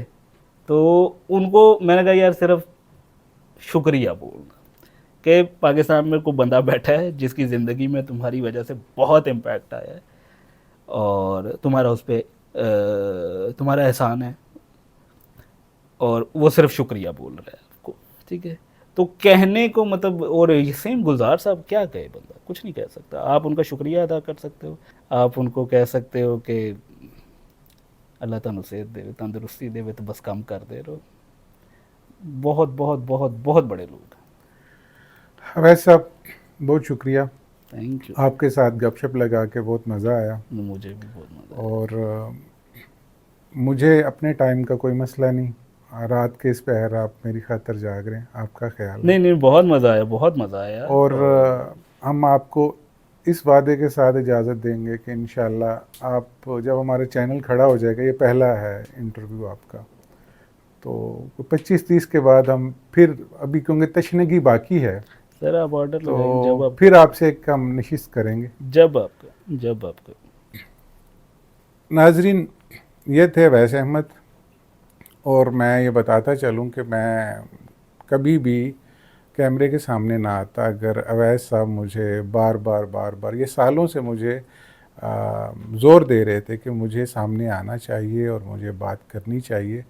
तो ये अगर मैं आपसे मुखातिब हूँ तो इसमें अवैस अहमद साहब का बहुत बड़ा अमल दखल है। इंशाअल्लाह अगली किसी वीडियो में मुलाकात होती है। मैं हूँ आपका डिजिटल दोस्त शकील अहमद चौहान।